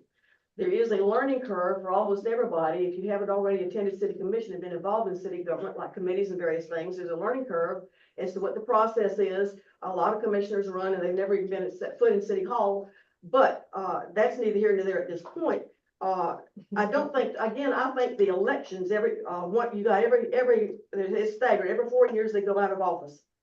Or they don't go out of office. That, again, that's the will of the people. If they think they're stupid, they don't want in office, vote them out. Or if you don't like the color of their hair or whatever, vote them out. But the other problem is if you do have term limits, so you throw 3 out next year. We can't get people to run for city commission hardly. People don't want to run. Very few people want to run. You can't get them for city committees. So if you have a term limit and say 2 of them go out, what if you get nobody to run? Then you got an issue. I mean, seriously, what if nobody wants to run? You have to consider that too. So I think, again, the voice of the people, when you have the election every 4 years, and it's staggered, we got an election this year, if you don't like them, vote for the new folks. You got an election, they're running again next year, the next group is, vote them out if you don't like them. Again, it's the voice of the people. And I think that takes care of it. For the record, I just want to say, you know, cities, I agree. Can you mute? Thank you. Thank you. Don't need the peanut gallery. So, any other comments? Ms. Wise, look like you're about to say something. Through the chair, our democracy enables us to make that decision quite often. And we do it by the ballot. I strongly believe that, I understand the significance of asking and discussing adding a limitation on whatever, but our democracy is built on that ability to be able to critique and to voice our opinion at the ballot. That's my statement. Any other comments as it relates to term? I'll say this. Go ahead. Go ahead. I'll come to that. I'll say what I'll say. Just to respond to Ms. Davis' request. Thank you. I will tell you, the first term is a learning curve, huge learning curve. Not only are you trying to learn how to govern, but you're trying to learn parliamentary procedure, you're trying to learn, operate within the charter, within the charter, you're trying to learn how to deal with state statute, trying to learn how to deal, it's just a huge learning curve. Okay. And I will tell you that when I look at the state that does have term limits, and I look at what those limits have done to the representation, that the type of representation we currently have and whatnot, I would not recommend term limits. Thank you. So contrary to Commissioner Norwood, I'm a proponent of term limits. I think the risk, and it's been said in local elections, and I didn't get that until actually sitting in the seat. The risk in local elections, particularly in a very small community where some people who may possess greater skill sets or work experience or perceive greater skill sets, who may be willing to come in and work. Most of those people were not gonna come in for the salaries that government workers get. So when these guys were there, you basically got $1,000 a month as commissioners. And the mayor got $1,000 more. You were not. And while I got rich doing it at 16,000 starting out, that, the reality of it is to attract professionals who aren't willing to sacrifice of themselves, who may have skill sets in finance or other areas. Sometimes you're not gonna, it takes a special person to, I think, to want to do this, really for the amount of money that you get doing it. And so what I see, even as a proponent for term limits, is if you don't allow people to serve continuously, if that's the will of the voters, then you're gonna find yourself scrambling to find somebody to fill a seat. And that somebody may not necessarily be the somebody that we need to move forward. When we talk about the conversation of having 3 people being elected at one time, I came with that group. But, and so let's just say somewhere in the future, you end up with, you have 3 people who everybody doesn't want there. And they, in essence, have done something contrary to what the voters want to see in the community. Then it may be time for a change. You don't know. But, you know, luckily for us, all our transitions have been smooth and we've had caring people come out. But I think when you, sometimes change is good for communities, particularly when you start looking at what's gonna, the growth, the inevitable growth that's gonna happen in this community. Change may be a good thing, but also I think there's a foundation of people in this community who are just disengaged. Right. And so with that process, you're hard pressed to find these folks on ballots. You know, this skill set isn't always on the ballot. You're sometimes having to pull teeth to find somebody who you can pass the torch to. And in most cases, you haven't been able to do so. So you find folks staying when they really want to retire, on the ballot because they don't have anyone else there. And so I think that's the other piece of what happens in a small town. You know, if we were somewhere else, I think it'd be a lot different, but I think you just don't have the heart people don't have the heart to serve in the same way, particularly and sometimes take the beat down that you take sitting in the chair. So for those of you who are proponents of term limits, what are your suggested term limits? Mr. Chair? No, Mr. Bell, You know, no. Yes. So I mean, we really appreciate your input, but other than while we're deliberating, I'm not gonna ask for a whole bunch of it. But so, and that's not a knock on you, but I want to make sure that the committee gets an opportunity to use all of its exhaustive remedies. So I'll go ahead, you can comment right now, but I want to make sure that you're not gonna be the alternate for today. I understand that. I just want to make sure that with the noise that I have in the background, that the committee has an opportunity to consider the difference between absolute term limits and the alternative, which is to eliminate the potential for consistent service. So you can also, as an alternate, say that there's a term limit of 3 terms and then you have to take a break for 2 years. That possibility is there since you are at the pleasure of the committee, not going to use districts.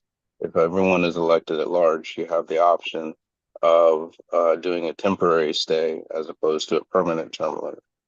Okay, and thank you. We appreciate that. Good information. Any other concerns from the board as a whole as it relates to term limits? I'm ready to make a move if you're ready. I'm ready for you. I move that we keep the current term limits. Chair. Which question? She asked a question and I didn't hear it. Was I that was answer, Mr. My question was, for those who were proponents of term limits, maybe the question is, do you have,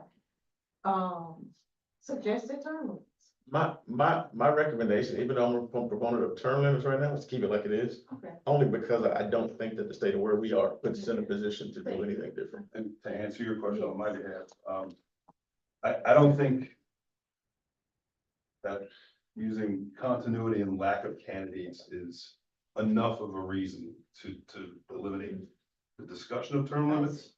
I think 8 years would be a fair number of years in office, but clearly there's not an appetite for that, but.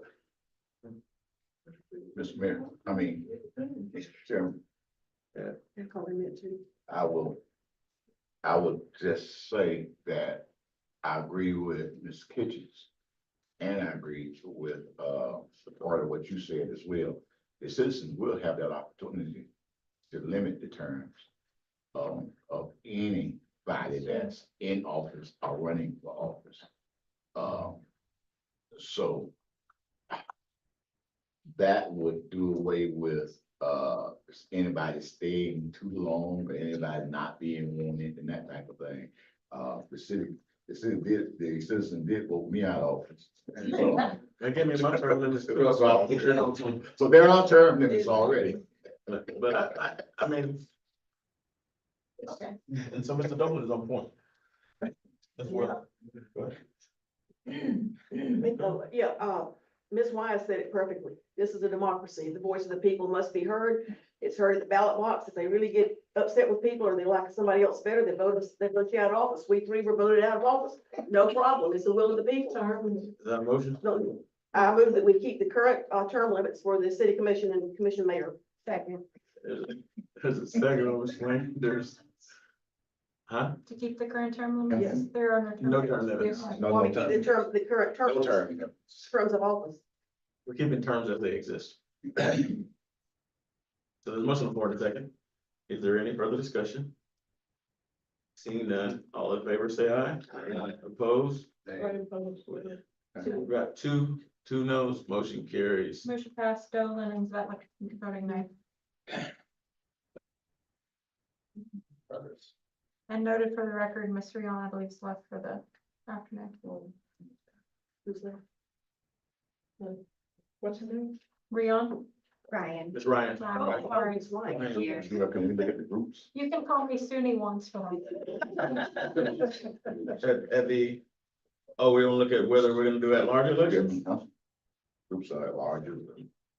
Where at? Where's it on? Where? We're talking groups, there are groups, and it used to be, different. We used to, I guess, run by different groups, but it was always a citywide election. And, does it really, I guess my question would be, does groups even serve a purpose? Well, yeah, well, can somebody explain? I've been asking it since I came to Black. The clerk and I actually met with the supervisor of elections because we had this very question. We have these district labels and yet there is zero correlation between the districts for the city of Palaca. It is functioning at large. So this gives this committee an opportunity. If you have the districts, they exist, but you need to be able to determine whether or not you want the electorate to vote at large or just for their district representative. And obviously there are pros and cons to both methodologies. In one case, you have those district representatives more beholden to their constituent base. By contrast, and at large, and you guys can all talk about this, you have a broader platform of constituents to speak to you about broader city issues. Yes, ma'am. Several years ago, I think the county did it twice. The county has different districts and it's at large. And that works very well because that means each commissioner is under the authority of everybody in the county. Several years ago, back, I think it was in the 80s, maybe, the county decided in their wisdom, we're gonna go to single district elections. That went down about like the Titanic, but a bit faster. That was a bomb like it had in the previous years because you got one little district electing one commissioner, and the prime example was the one from Interlochen at that time. I forgot his name at this point. But he was very unpopular. And there was no, the county citizens had no control over him, only the little portion he represented. And in the city, and the county, by the way, is 7 times the size of the city, it didn't work in the county. You don't want to have me representing 4 blocks, Mr. Hill representing 4 blocks, Mr. Norwood, you want the city cut up like that, that's ridiculous, it's unworkable. Now, as far as I know we got it says, like, group 1, group 2, group 3, the only purpose that it serves now is it helps you know which commissioners are running and which time. Right now, we got group 1 and 3 running, that labels a 2 for this time, then the next time we got the other 3. I would suggest keeping the labels so that we can discern who's running at which time. And don't try to do as individuals, because that would be a nightmare. It was a nightmare both times the county did it, and for the little city, it's going to be horrible. And the school district, when a single district also, I mean, it has not worked with the voters. Because you want your elected officials to be answerable to everybody. Now, I know in Congress, by the Constitution, you elect your commissioners and your representatives and your senators a certain way. However, they are all responsible to the entire people. On the city commission and other small commissions, they're not responsible to the entire people. I don't be responsible for the people in the Hill area, maybe. Mr. Hill, maybe the people downtown. And that would not work. I don't think you'd have a commission that could even vote and come to a decision that way. You want them all to be responsible to everybody. There's a pro for that. Is there a con? Yes, ma'am. Well, I'll start here, Ms. Lambert. I'll come back to you, Mr. Davis. I disagree. I feel like, with what we have going on now with the groups, then, all of the commissioners or the mayor, they all live in the downtown area. And so they're not out and I'm just using the downtown area as an example. I don't know where anybody lives. I don't feel like there is a good representation of each area within the community. I just feel like districts are important. Now, whether the entire community should be able to vote per district, that's a whole different topic of discussion, in my opinion. I feel like we should discuss whether we want districts, and if we decide we want districts, then we should discuss who votes for those districts. So there's a pro for looking at single member districts, which is the term that you have as it relates to what's in place. Mr. Davis. Yes, I did have a follow-up question on Ms. Kitchen. So when you're saying that the hypothetically the commissioners, if they were from specific districts, they would only be beholden to the constituents of that district. What exactly does that entail? So when they're, acting as a commission, to say they're not responsible for the whole city, I guess I just don't understand what that means. Well, in relation to the county, which was the direct question, it would apply to the city. The county commissioners at the 2 times, and it bombed both times with the voters and everybody else. The interlocking person, that area, West Putnam, he was only responsible for West Putnam. He didn't care if it affected the rest of Putnam County. He would vote against it if it was for West Putnam. The people from the Crescent City person, same thing. The East Palatka person, same thing. The Palatka person, same thing. And I think the other one was like Bostwick here. I forgot exactly where Bostwick. Anyway, the commissioners, each one to stay in office and to meet what to get back in office and stay elected, they had to do what their voters wanted. So if for the entire county, somebody wanted something and it didn't help Interlochen was going to say no. If it didn't help Bostwick was going to say no. And you have a divided commission that way. And as to the city, it's, first of all, the whole commission doesn't live downtown at all. I think it was an example. Well, it was an example, but I've known the commissioners for years, many of them, and none of them ever lived in one area.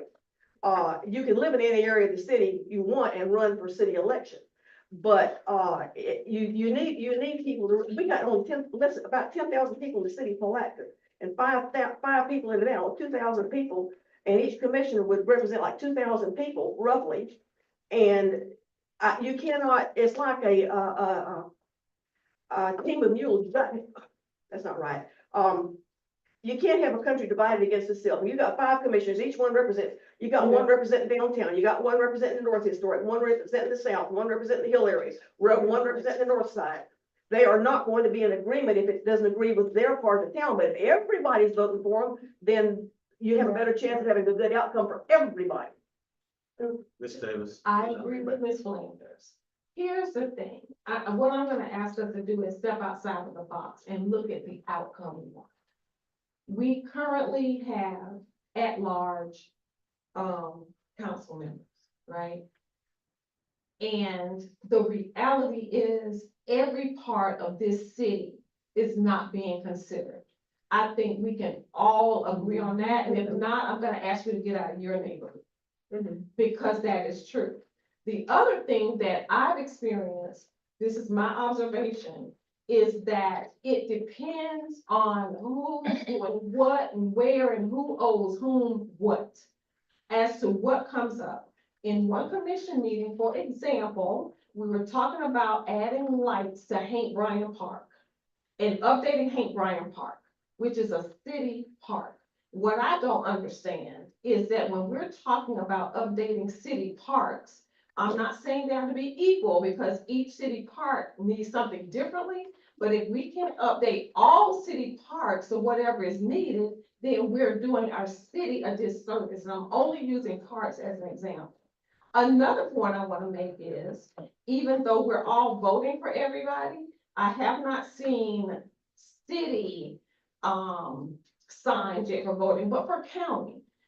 They are on main streets, they're in certain areas. There are parts of town that don't even see a sign, as if they're not coming to vote and nobody wants to vote. The point I'm trying to make is we have a situation. What opportunity do we have in setting up this charter to ensure that whether we're at large or single district, that the entire city has representation? And I think that's the point Ms. Flanders is making. And if not, that's certainly the point I'm making. That's definitely the point I'm making. Ms. Wise. I hear the comments that Ms. Ketchum was making, and I understand them totally. However, if we decided to do the districts, if, for instance, the suggestion that you made, that one person cannot get anything passed on any commission. It requires the majority. So I'm saying that this is our time to make a difference for those who do not have a voice. And if we are going to remain in a box, what's the purpose of this committee? I agree. We have to see where people are and let them know that we're willing to make this next 20 years or 50 years different from the last. And just like Sonny showed us what it was, the old charter, what are they gonna say about us 10 years from now when we had the opportunity to try it? Not necessarily saying it's gonna work, but if it doesn't, we can tweak that thing and get it done a different way. Well, for this time, this committee is in place to make a difference. So, We're not just here doing lip service. We want to bring something to the table that is new and innovative. And if it doesn't work, it doesn't work. And we also know what we can go back to. But I totally agree that there are parts of these districts that feel as though they do not have a voice. Regardless of what people might say, that is a reality. And I think that we should look at all aspects. Maybe this is something for the subcommittee. I don't know, but I do know it behooves us to take this moment seriously because it will reflect what we will be in the near future. That's my comment. Ms. Kitchen. When the county decided to go to individual districts representation, the county commission nor committee made that decision. That was put on referendum of the ballot. The voters decided to do that. When they saw how badly it bombed, they started complaining immediately and appearing at commission meetings. At the next election, they got another referendum and they got it thrown off the ballot. As to the parks, I understand what Ms. Davis is talking about. I too have been a bit taken aback by all the improvements in unnecessary Hank Bryan Park, but I might point out there's been more improvements in Booker Park with more money spent. And they did a grant at Hank Bryan Park. They piggybacked off the Booker Park. There's only 3 parks in the city that are big. The Riverfront Park, which is for everybody, it's got grants. Hank Bryan Park is for everybody, but the perception is that it's not, but it really is. And then Booker Park, which consists of a lot of sports fields, in which the mayor helped institute the sports program back in the city, former mayor, thank you. So So can you say? all the is parks Booker have been- Park for all the parks- everybody, And that's not the perception, is Booker Park for everyone? I just want, because you. Booker Park has had more money put in it than Hank Bryan Park is, and Hank Bryan, I protested them doing the restrooms. It's a stupid idea at Hank Bryan Park. I was in it. But what they're trying to do is they're trying to, the current commission is trying to treat everybody equally with the parks. But if the voters decide to go to single districts, then they will regret it. But you're not, I know what you're wanting, but it's not gonna work that way, because when you got 10,000 people in the city, you're going to have the districts divided up, maybe not in the racial way that you want it divided up, it's gonna be an issue. Where's that? Say that. How's that, but how's that? Can I say something, Mr. Chair? Yeah, but not before I ask this question. What do you mean not in the racial way? You're not gonna have one representative for the north side of Palaca or one representative for the north side of the south, this hill area. It's gonna be divided up. They're gonna divide the political map up. And I don't think you're gonna have a cohesive operation that's gonna help everybody. And the point is to make sure that certain underprivileged communities or I don't other think communities that was Ms. Flanders' point. No, I'm not talking about Ms. Flanders. No, the comment came, I got this. I was And talking to Ms. Davis. That's fine, but I'm responding from Ms. Davis right now. The comment that Ms. Davis made was as to Ms. Flanders' comment as to underrepresented communities. When I'm thinking about what Ms. Flanders is saying, my mindset goes to the fact that what we always talk about in the city of Palaca in meetings is CRA districts, That's correct. and we talk about the north side. We don't talk about Rolling Hills. We don't talk about the outlying areas. And so you have people who live in areas close to Francis Park, close to Francis. They live in areas out Lundy Road. They live in other places that we literally don't have a bunch of conversations about them. One, because we're not mandated by CRA projects and some other places. And that's where the struggles come in. I even went so far as to say, hey, commissioners, we're gonna put money in your budget for your geographical district that's defined so that and it's also defined by police districts, which are very similar, so that you can start to do programs in those areas, and that turned into at-large programs as opposed to prospective programs. What the county has done, and it's an example, and other communities do the same thing, even though they have at-large elections, they also, in their districts, they require you to live in the geographical district. That's true. And that's what the county's done this far. The county they used boundary lines from, and as it related to the prior election, their ability to draw boundaries to be able to draw people into certain districts. But you can say, I want you to live in District 1, I want you to live in District 2, or wherever you're gonna live, and the mayor be an at-large elected official. And that way you have the person who physically lives in each one of the four corners of the city. And as the city expands, we get back into the other conversation, that may be something for a charter to look at. But I think where we are, and from this conversation, because I don't want anybody to assume that there are ulterior motives as to why the conversation takes place at this point. What I want us to do is to use these opportunities, and that's why we had that dialogue early on, so that when we get to places like this, we can say, it's time to set up a subcommittee to talk about it. Yeah. Because, we can set our subcommittees up in such a way that we can all we can draw information from one another and be able to bring it back with those views, because I don't think that your perception or your view can be deemed wrong. I think it may be premature until you hear something that triggers it. But I also think that your perception is right. And I think that there are people in this community who are not receiving the same benefit for their dollar that other folks are, because it's perceived that those communities are doing okay. Mr. Hill, you nailed it, and I have no problem with, I think it's a splendid idea for the districts to be set up, and you have to live in the district that you represent, but it be all county voting, but you have to live in the district you represent. I think that work in the city, I have no problem with that. I'll go here and then coming back to you. I did just want to make one comment. I don't think that it's prudent to think that there is any sort of racial decisions when it comes to this conversation, as, I wanted to make a point that me and Ms. Davis are neighbors. We That's live in right. the same area. And I live in a And black I, neighborhood. and I think that us being represented in our neighborhood, in our area, would be beneficial. That's right. So I just want to make that comment. Ms. Sweatleg, the building, and I'll come back to you, Ms. Davis. We Yeah. all do that. I want to say, I have been living in the north side now for over 22 years. And I live in the CRA district, but I have never seen good representation for the north side for after, let's say, Fourth or Fifth Street, when there are no historic homes anymore. It has been such a sad situation for a lot of people for decades. And I have never seen any real good representation for these people. So that's just, and that's why I am part of this group, because I really, really would like to see improvement in the north side. After Fourth Street going which way? Yeah, the way, that way is going in the river, toward the other way, toward the other way, toward, yeah, toward. That's my neighborhood. But keep Yes. going.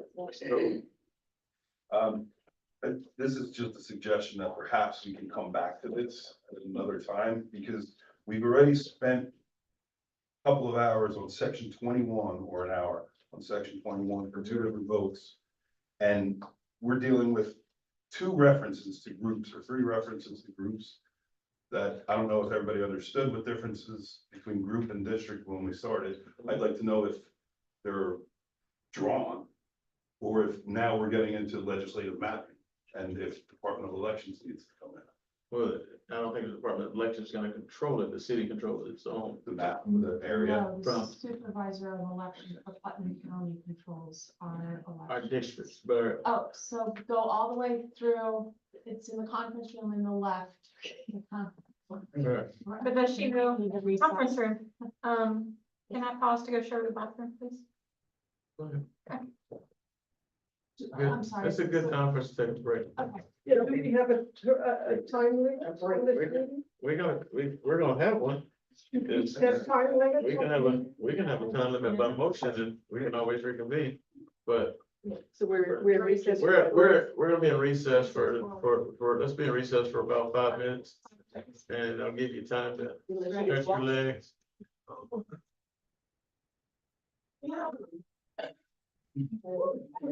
I don't want to be on a Wednesday, and I know that. You got Bible study? I'm missing Bible Well, study. we're supposed to set the date and time. I'm missing Bible study. No, this is, but But we're. All this needs to come out of this. That's only. we're in recess Sunday for 5. Thank you. I'll mute. Okay. This is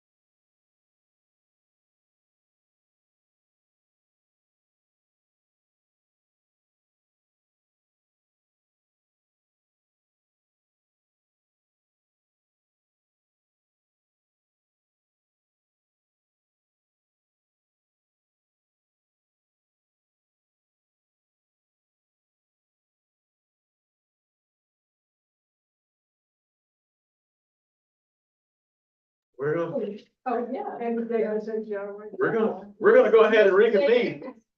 For those of you, our 5-minute, 10-minute break is just, reconvene. Thank you. Ms. Davis, how can I help you? I move that we move the at-large to, Discussion? at-large discussion to, what are we? I was speaking when we were interrupted I'm before the sorry. break. Oh, okay, I thought you were finished. No, we got interrupted because of the bathroom break. So we'll go back to, sorry, we'll go back to Mr. Dolan, then we'll come back to you, Ms. Davis. Again, I was just wondering, as part of the discussion, if this is something that we want to put off to either subcommittees or just table it till the next meeting, because it seems like a lot more than just dealing with a couple sentences, because we're talking about putting a legislative map pack practically in for districts. Right, and I think that that's where the motion was headed, it seemed like. Sorry. So if you, so let's take Ms. Davis's motion at this time. I think that's where we're going. I move that we move the at-large discussion to subcommittee to do some fact finding and report back. Second motion. So there's a motion on the floor to move it to subcommittees. Is there any further discussion on this motion? Seeing none, all in favor, say aye. Aye. Opposed? Nay. Motion carries. Now we can divide, we need to divide into subcommittees. And so what are we, 11 members on this? Do you need several subcommittees or one subcommittee? If I come back, come back. I would advise one for this topic. Yeah. Okay, Let's do one subcommittee for this topic, and then volunteers. and the topic is clarify the topic, please, again. It's gonna be districts. Single district versus at-large Okay, district thank and you. all other options. Thank you. Do we have a number of people? No more than- Ms. Wise, Ms. Flanders, Mr. Davis. Anyone else volunteer to be on this committee? What's the number that's allowed? No more than. Let's go 4 on this committee. No, Jack. We've got 3, we got one more, Mr. Schuler. So there we go with the committee at this point. Who's on the committee? But let's, yeah, Mr. Mayor, make it clear of what the subcommittee is doing in that way, because this committee you may come back, we may not accept. So this committee is going to bring us back the differences between single member districts versus at large And there are also blended districts. and blended districts. So they'll bring us back the variations of how districts are, how elected officials are set out based upon at-large elections versus single-member districts or residency requirements. I would just mention that the sheet of data that I have doesn't include this. But I'm happy to refer the committee to my contacts at the league or provide the data that I do have to the committee if they want like a list of the 411 municipalities. So just feel free to reach out to me and I'll try to answer your questions or direct you to someone who can. And if you also have any additional, if the committee also has any additional research requests, then you have the Florida League of Cities that can do that, as well as Ms. Krantz can do it through the Clerks Association, some of the other places. But also you can go to the supervisor of election. Right. Because we do have experience with that here in this community. Is there a timeline for the committee to bring the information, subcommittee to bring the information Yes. back or They'll bring the report back for the next Next meeting. week. at the next meeting? Which we're doing every other month, right? Right. Oh, okay, that'll work. That'll give me time. Be August meeting. You'll find that the supervisor of elections is extremely accommodating. Yeah, very helpful. Yeah, very helpful. So in your subcommittee, we would ask that you designate an individual to take minutes, as well as someone who's gonna act as the chair for the committee. Are we doing that now? Yes, we do that now. We can do it, you can do it in your committee meeting Okay. and just bring minutes back for that. Through the chair, our committee meeting, after we bring our information together, we can meet where? To bring our. I can speak to you guys based upon options. If you guys decide on a date, I can tell you the city facilities that would be available on that date or refer you to a department head that could tell you about the facility. Yes, sir. Mr. Chair, I'd like to add to that to this committee, if this committee would consider doing this as well, to look at commissioners' resident requirements as well. Because, you know, it's, when you start looking at district representation and that kind of thing, it's also, it should include residence requirements as That's under well. section 22. Right, I'm looking, that's my point, that's why I'm asking for that committee to actually look at that as well in there. While they're looking at the districts and that kind of thing, because I think that's a part of, that should be a part of that discussion as well. I think The that's a bit much commissioners- for them. I think if they want to form a. If you think about it, Maybe again, but I think that's a bit much for them. If they're That's all they considering- got to check. okay, but if they're considering going to districts, I think a part of that discussion has to be that the commission. Don't you live in the You district? they have to live in the district. That's what I'm saying, but my That's point all. is, but my point is, I know it's by law, I get that. But my point is, it needs to be a part of that discussion as well. Okay, And it's been a part of our discussion yeah, already, yeah. so. So we've got those, you've got those areas. Mr. Chair, Yes, ma'am. I just want to make sure that, we all are on the same page. Our information that we're going to collect will be brought back to this board to review. No decisions, no opinions in this, it's just strictly It's information. for information purposes. That's what I want and that to be on record. You have the ability to make a recommendation to this body based on the information that you have as your subcommittee, correct? Yeah, no recommendation. No recommendation. Okay, just information, just information. I mean, again, Mr. Chair, if this body wants to make a government in the sunshine subcommittee, I'm willing to work with you guys to post an agenda. You would post minutes to the public, you would make your meeting public, but that's gotta be something that this committee would decide to do. All right, the no recommendations. All right. Would it, Sure. I got Would it be sure fair- wise in Flanders. would it be fair to, or better to describe this subcommittee as a research committee, perhaps? That's fine. You know, so we're not necessarily, so everybody's on the same page. So we're just doing research. That's all it is. That's fine. I like that.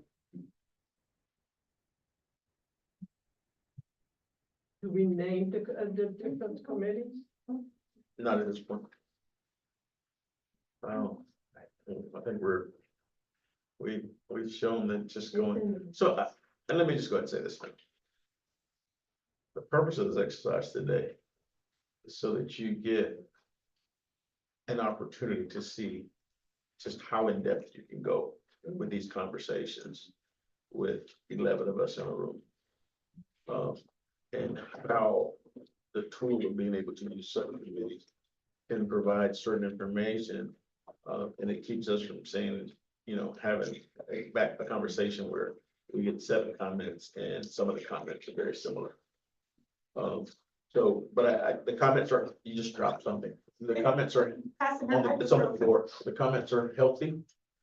I think the commentary today has been extremely healthy. And while it may at times have been a bit redundant in nature, but I think to hear from everyone has been important for us today. And I think it's been, and it also gives us a gauge as to how long it could really take us to go through some of this stuff. And so while we haven't covered more than a true page of information today, we've actually covered some very important topics. And I think that's one of the pieces. So as we transition further, and what I want us to do is not to belabor today. I think this is we're almost at a good stopping point. And then we can start to go over the remainder of what we've got when we come back. And but there's another piece in here that talks about, and we'll see it in a couple different places. It talks about when officials take office. And it says on the first Monday in January. Many of our other boards take office like within 2 weeks of their election. They get sworn in. One of the reasons we have the residency requirement, in my opinion, is because after that election, the next vote was to create residency a residency requirement in Palaca, and that happened within the 2-week period of transition. And I'll say, whether it was done based on whatever considerations, you had 3 new people coming in, but a residency requirement was put in place for elections. With at that time, it started out as 1-year residency requirement, and then it went to 6 months. Well, I didn't live in the city when I ran. I moved in the city in the middle of my election. So, but regardless of it, had we taken office 2 weeks after that election, like the school board and the county does, it may not have come up. It may have, and it may not. I didn't have an issue with it either way, but it was something that happened. But what happens when you have your transition in place and you have people who aren't as great of sports, for lack of any other term, who decide to do things that are malicious in nature or something that could set you back. And, I think that your transition period doesn't need to be 2 months, because that's a long time to get things done. The other part of it is your swearing in ceremony, it has to be at 7:30 at night on the first Monday in January. And for me, it was torture to have to be out there all that time. And so those are things that are done by charter, and it can't be changed unless it's a referendum. Mr. Mayor, Mr. Chairman. Any of it? I guess my thoughts then goes to, in order to qualify to get on the ballot, should they have a residential, should they live in the city limits? A part of their qualifications. I don't think anybody else should be able to do what I did. And I agree. that's qualified to be qualified to be an election without being a resident. I think you should be a city resident for a solid year before you can run on the election. And I found out, and you all may know this, but I was aghast last year, when I tried to say mayor, when Mr. Hill, Chairman Hill, was up for re-election, I think it was, one of the times he was up for re-election. His opponent registered to vote with a city address on Ocean Street. The man signed homestead and legally lived on West River Road, but the city ordinance said you have to when you take office, you have to be a city resident. But what I found out that really floored me was this. I found out for the supervisor elections, you don't have to live where you register to vote. That's a state law. We can't change that. But I think we must say when we come to picking residency, you have to have been a resident of the city of Palaca for 1 year. Now, if you own property and you sign homestead, that's a good sign that you're a resident. Registering to vote doesn't say you're a resident. You could live in Durham, Jacksonville, and register to vote on Ocean Street. So, And I was aghast when I heard that's a state election law, and I haven't talked to the legislators. Well, That needs to be changed. That should be one of the suggestions that's on the table. For Yeah, us to have a discussion about it, you can take a vote on it at some point. But Yeah, my point that I'm making is that we should have, we should explore all those. Yes. options. And I think for me personally, if you want to run for the city commission, you all already live in the city. exactly. And for You ought years. not to have that opportunity to move in the city. Yeah. Section 22 does pertain to that, and That's where I'm at right now. Okay, so Yeah. are we there already? Because my No. understanding was the chair was still on when we take office, which is still in her section 21. Mr. Yeah. Norwood had just suggested that the subcommittee, research committee, put a residency requirement that you had to live in the district. If they go with districts, you have to live in the district you're running from. Yeah. And that's what brought that up. But That was section part of 22 is that part of that subcommittee's so responsibility. so for the purposes of where we are, we're still on this section that we're on. My comment was based on section 21, Cool. but I don't think you can address it in totality without addressing section 22. I also think that this is a good place for another subcommittee. And so, but because I think what happens is this, and this is something Ms. Grant's can attest to. In speaking with the supervisor elections, who certifies residency? The supervisor elections only certifies whether your address on your voter's registration card is in your city. The city does not have an ordinance that goes directly to that gives the clerk a directive to certify the candidates, to basically to vet the candidates to make sure that they're providing proof of residency. And so that onus, so that's been a void in so many ways based after the residential requirement came into place. And I think that when we look, it needs to be shored up for when a person runs for office in the city of Palaca, if we're going to have a residency requirement, then that requirement, then in my opinion, that requirement has to be set forth with a specific time and with specific standards that are going to be adhered to. But I also think that we have to look at when we transition in the office, because right now, as it relates to residency and transitioning in office, the only thing we have is language that says that the commissioner must live in the city limits of Palaca in order to take off at the time of taking office. And so that's the thought process. So any additional comments, or concerns, or motions as it pertains to this matter? Mr. Mayor, I don't think we need a subcommittee for that one. And the reason I don't think we need a subcommittee for that one, because I think most of us will agree that it makes no sense really to wait 2 months to swear a person in if the citizens have voted them to represent, to represent us. So For those following along, that's section 24. I would, Oh, that's section 24, okay. We're skipping ahead. Yeah, no, so section 24 and section, so like I said before, the language in section 21 leads to what's in 22 and 24. They all tie in together.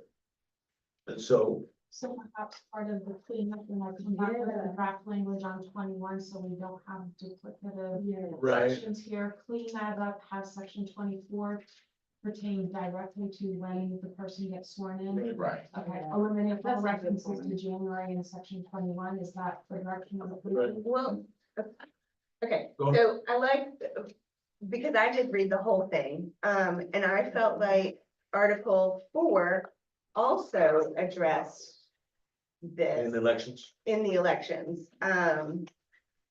So I feel like it's really all over the place, even into Article 4, Section 46. You can incorporate and reference previous sections in order when you get to that. Correct. We are going to have to do some significant edits / deletions on Article 4.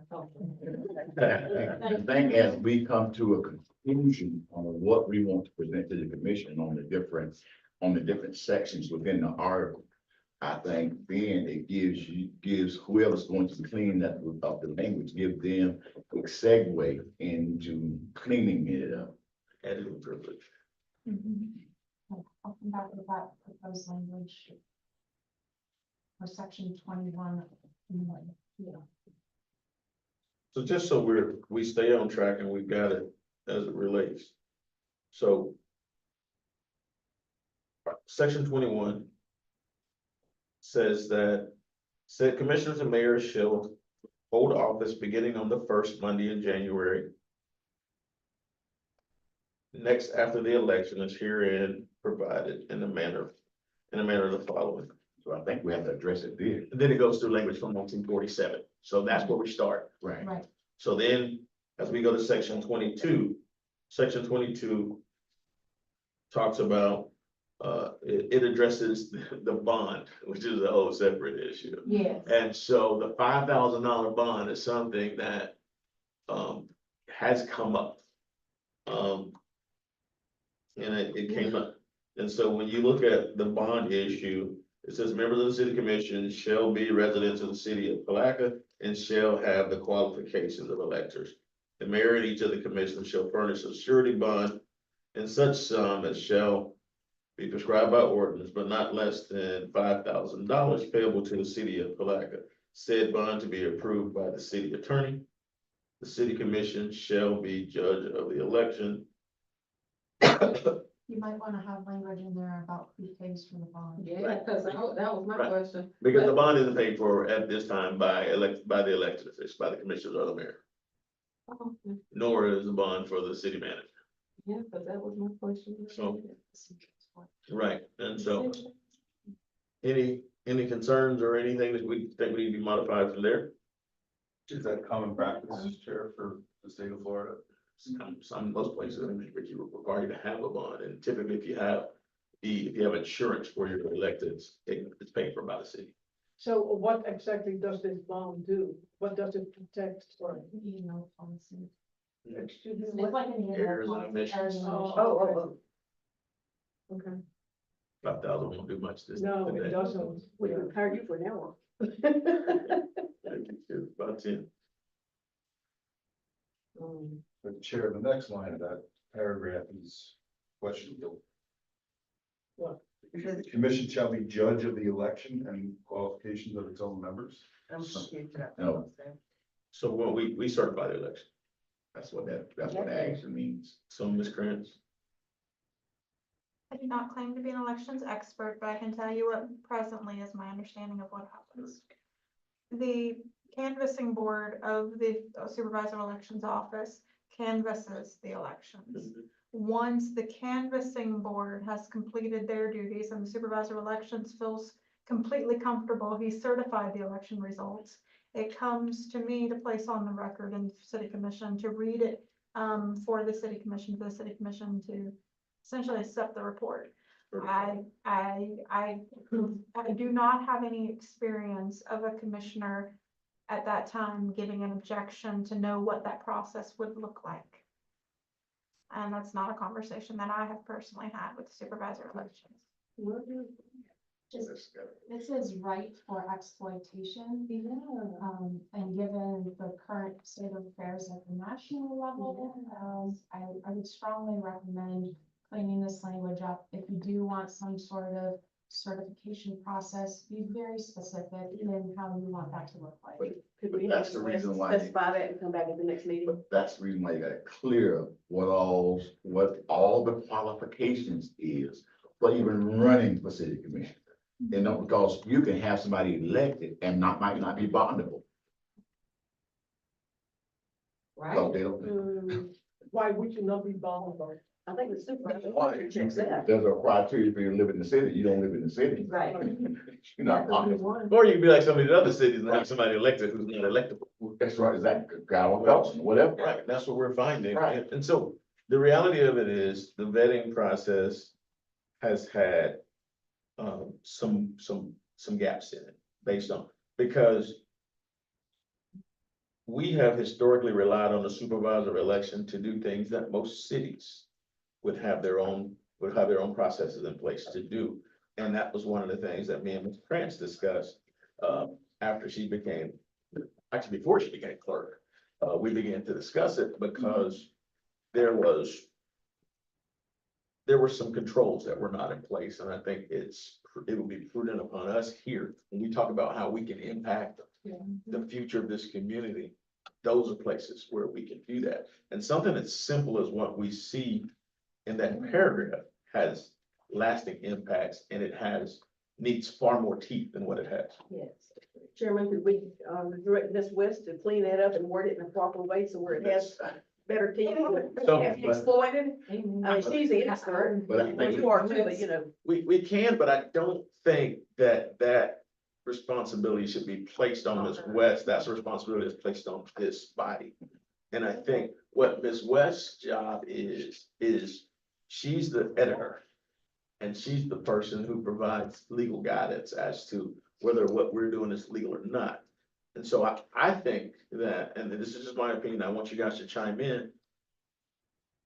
I think it's our responsibility here to bring that information forth so that we can have, a real discussion about what's in place and where we should go. I was asking for her to edit it. She's already edited the first part, but the 48 and 49 part, this was just editing this part. But there's a difference between editing and writing, and this is. Well, she's gonna reword it, isn't that editing? But we're gonna change some No, things. but that's We talking about gotta make some decisions The first. judging the election, I'm only talking about that part. But there's a difference between her cleaning up language and doing the sites for where you're referencing various portions. So referencing what's in Article 4 compared to what's in Section 21 or 22 is far different than actually we're basically gonna have to rewrite 22 Yes. and come up with our own stuff. And we can look at, and so for informational purposes, we could have a committee that comes back And they look at various charters throughout or what the common language is based upon what the league says.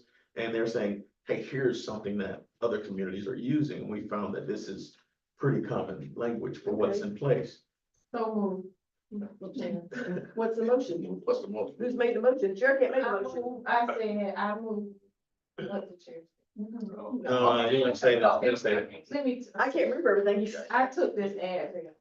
I move.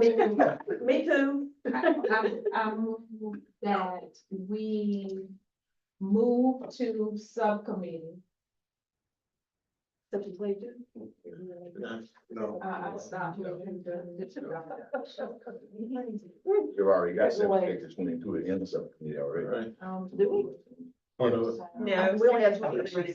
No, I got 21, I came back and I asked, And now we're trying to combine it with section 4, that's a whole different ball. I came back and I asked to also, let's make section 22 a part of that subcommittees, because I don't think that you can actually talk about the items that you're gonna talk about in section 21 without including section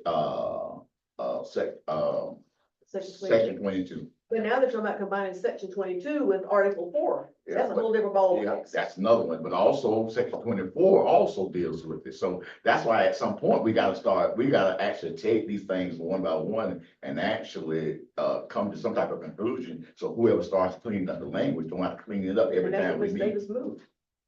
Okay, so just for my clarification, I have and I have named it with your advice, Mr. Schuler, the District Research Subcommittee, which is tasked with examining the pros and cons of at-large or special districts, which will include the residency requirements to live in the district. That is part of the analysis for a special district or an at-large district. You have to look at that residency requirement. That is separate from section 22. There is overlap admittedly, but I think there are some other issues within section 22 regarding the bond, regarding who's the judge of election and qualifications that require a completely different analysis from special or at-large districts. So, yeah, it's a perfect place to be. So I'll entertain a motion for the creation of for section 22 subcommittee, which also includes the time in which an elected takes office. Second. Well, you For me. No, I'll entertain a motion, so I'll move. so there's a motion in place. I Is second. there a second? There's a second by Ms. Wise. Is there any further discussion on this motion? Question? All in favor, say aye. Aye. Opposed, motion carries. Now, at this time, I will take volunteers for section 22. I volunteer. So Ms. Kitchens, Mr. Dolan, Ms. Davis, I need a fourth. And so we've got Mr. Norwood. And so, Mr. Norwood? Yes. so that covers, that covers it. I think this is a wonderful spot for us. Yeah. I think it's a wonderful stopping point for us for today. We've had healthy conversations. Any comments, concerns, suggestions before we set our next meeting? Thank you for the binders. Anything else, Ms. Krantz, next meeting date? Next meeting, yes, if we would, please have a conversation on the next meeting date. Also like your feedback on the room versus the city commission chambers, like your feedback on the use of Zoom, like your feedback on pretty much all of that. You want that now? Or in an email. I mean, I would like for this committee to decide it and take me out of Chairman. being a decision maker. I personally prefer here, it gives us a chance to really hash out stuff and have Yeah. intimacy. And really that we feel like a group instead of. Right. Yeah. Agreed. Just by show of hands, how many people would like it here? If you like it here. If you I like it here. So it looks like my consensus will be here. Hope we don't get a room full of public. We have a big issue, and If I was a gambling man, I would say it won't happen. no, if I was a gambler, I'd say it might happen. Ms. Krantz informed me that in this room, if more than one people speaking, If the recording doesn't pick it up, it's garbled. This has to be a clear recording. These are public meetings that the public must be able to attend, and it's got to be a clear recording. So I just point that out. Mrs. Krantz pointed that out to me. And if we're going to continue to meet in this room, which I guess we are, I would suggest the air conditioner be turned down a little bit cooler because I am hot. And I've been hot during the whole meeting. And it's got nothing to do with aggression. I'm just hot. I've been hot ever since I'm gonna menopause. bring you one of those little fans. I've got one. I forgot to The bring. rest of us are not hot. So we got that next meeting date. We have a suggested date? Thanks, I'm trying to pull it up at the moment. Mr. Chair. No, sir. Could we move it to the third Thursday of the month? Yes, sir. On this- Yes, sir. Also, Everybody just hold up for 1 second. We're almost done. also procedurally, I think we probably need Oh, to no, you wait until recommended the it, chair yes. recognizes us in order to speak. That's the way that we're going to, be clear on tape and clear to one another, because we have so many different things going on at one time. So, but I think, and my request is that everybody waits for the chair to give them the floor in order to speak. Mr. Chair, Yes, ma'am. I have the floor. Yes. I suggest the third Thursday of August, that's the 15th. There's no city commission conflict, there's no church conflict. And I think that would be a good, a Thursday. The second is not a good Thursday because city commission might be meeting. I second. Could we do August? Yeah. Else suggestion wasn't a motion. Oh, can you take over? Everybody, can you check your I'm schedule? on Wednesday. Can you check your schedule and see where we are in August? 8:15. Yes, yes, August 15th. You've only got one commission meeting in August, right? Correct. When is it? Sunny, when's the commission meeting? I didn't know it. I think they're gonna be, they'll be at Florida League of Cities, right? Yeah, we have On the FLC 18th. and. The commission there. Are you gonna be there? So, no, just go past it, let's go past it. So on August 15th, city staff and the commission will be at the league. Yeah, so it's my birthday's 16th, and that's how I know, because it's always the same thing. Well, 16th is good. We need city staff, well, we need her. And we need to see attorney, but I don't want to do a Friday night. you sure don't need Mr. Bill. So what day are we picking? The 16th or what? I mean, we'll be. What about, no, not on Friday, not for me. What? Tuesday. No, not on That's the 16th. league weekend. So we're gone Thursday, coming back. When's your late next Saturday. meeting? On the 3rd in August. When's your meeting in August? My meeting in August, I believe is City on the commission. 8th. It's the 8th. Okay, we can do it on Okay. the 22nd maybe. Yeah, 22nd would be good. That gives us almost right at 2 months. That's a Thursday. The Thursday, another email, It's a Thursday. Probably. another poll email. Yeah, Doodle? No, that's what we're trying to avoid. Yeah. August 22nd. Is that what we've decided on? We're trying to see. I like Doodle. So what are we moving to now? Not August. We're just talking about August the 22nd Second, for our next meeting. We haven't set our regular date and time yet. there's a conflict, Mr. Andy, you say there's a conflict. Yeah, there's. Well, until 5:00. Are you Well, that gonna- brings Well, us you another can question. do Are like we gonna the have lady any did that's with me. before, or are we gonna have any that start after 5 for members of the public? That's a good question. That's a good one. So Can we do? Go ahead. a couple of things. One, I want to say, we agreed to this room without having all the information. So I heard that there's a potential for garbled comments if we are not, so son, That's an issue. can you give us direction? Can we look at recording and see if it's probably? Yeah, and from listening to tree committee meetings that have occurred in this room, if multiple people are talking at the same time, because you all are only using the room microphone, it will sound garbled. If you have 3 or 4 people talking, members of the public, and I'm not calling you out, Sarah, I'm just talking in general. If you have members of the public sitting in the corner and they're talking at the same time you're talking, it's picking up members of the public as well. Whereas in the commission chambers, I can tell you guys, hey, turn off the podium so you don't get the public talking in your background. And that's just something you weigh out.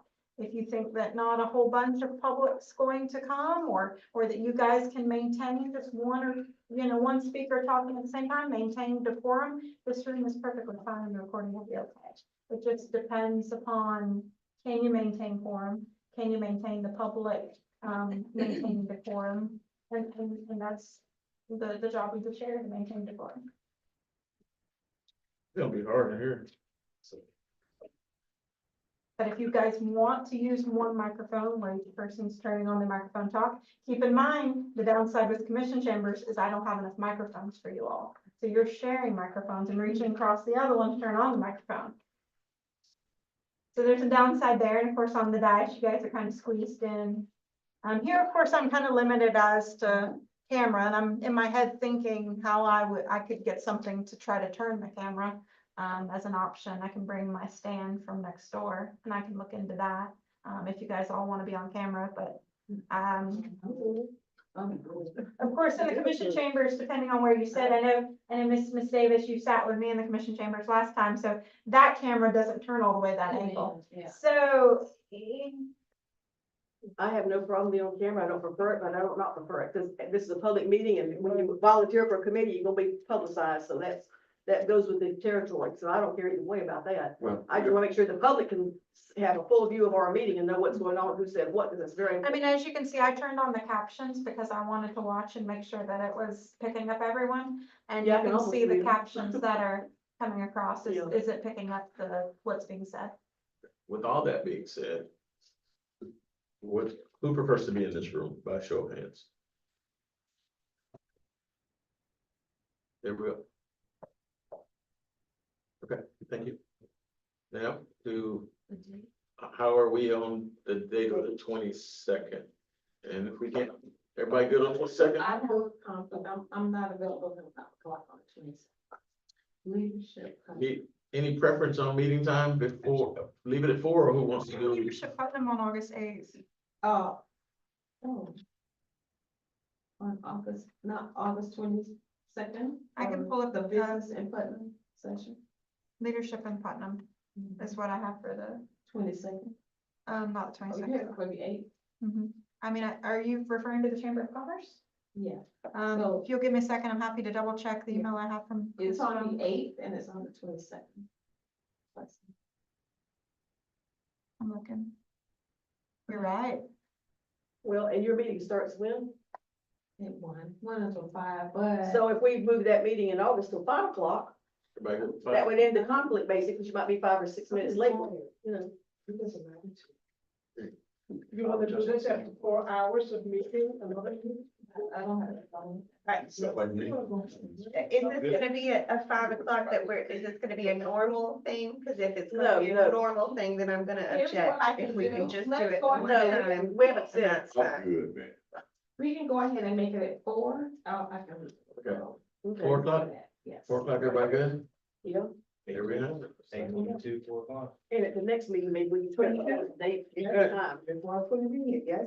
can we adjourn or we? Is there anything else before this committee? If not, I'll entertain a motion to So adjourn. moved. You don't need to say. By consensus, we're adjourned. Tell me. Thank you all. Thank you.